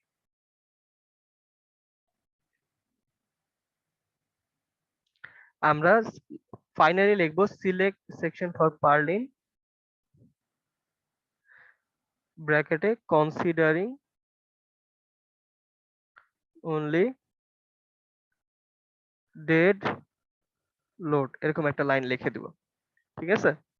তারপরে আমাদের রিপোর্টের কথা বলছি, আমাদের রিপোর্টের টাইটেলটা হবে, নেক্সট উইকের রিপোর্টের টাইটেলটা হবে analysis and design of purlin for dead load. এটা হচ্ছে আমাদের রিপোর্ট 1 এর টাইটেল। তো রিপোর্টের প্রথম পেজে কি থাকবে? প্রথম পেজে থাকবে ডিজাইন ডাটা, প্রথম পেজে থাকবে design data, student ID wise vary করে আমাদের একটা ডাটা প্রোভাইডেড থাকবে। তারপরের পেজে থাকবে এই দুটো ছবি, স্টুডেন্ট আইডি ওয়াইজ ভ্যারি করে যে ছবিটা আসে সেই ছবিটা থাকবে। ছবিগুলো স্কেলে আঁকবো এবং ছবিগুলো যাতে স্পষ্ট বোঝা যায় সেটা খেয়াল রাখবো। তারপরে আমরা পরের পেজ থেকে ক্যালকুলেশন শুরু করব। এই লোডের ক্যালকুলেশন করে পরের পেজে আমরা এই সেকশনের দুইটা ছবি আর মোমেন্টের এই দুইটা ছবি এক পেজে থাকবে। তারপরে হচ্ছে মোমেন্টের ক্যালকুলেশন করার পরে ম্যানুয়ালে যেভাবে দেখাইছে সেভাবে না করে আমি যেভাবে আজকে তোমাদেরকে বললাম যে এগুলো তো না, এগুলো তো ডিসক্রিপশন কোনো রিপোর্টে লেখা দরকার নেই, এগুলো তো হচ্ছে বোঝানোর জন্য বলছি, এগুলো না। সরাসরি অ্যালাউয়েবল বেন্ডিং স্ট্রেস বের করবা, তারপরে সেকশন নিবা, সেকশন নিয়ে বলবা যে ওকে হচ্ছে কি, তারপরে টেবিল আকারে না দেখে এভাবে ক্যালকুলেশন দেখাবা, দেখায় যে সেলফ ওয়েট চেক করে তারপরে বলবা যে সেকশনটা ওকে আছে। এটা হচ্ছে নেক্সট উইকে তোমাদের রিপোর্ট। তো সবাই কি কাজটা বুঝতে পেরেছে? স্যার লাস্টে ক্যালকুলেশনের পর আমরা জাস্ট রেজাল্ট লিখে দিব, যেটা স্যার আপনি বলছেন এটাই? হুম। আচ্ছা স্যার।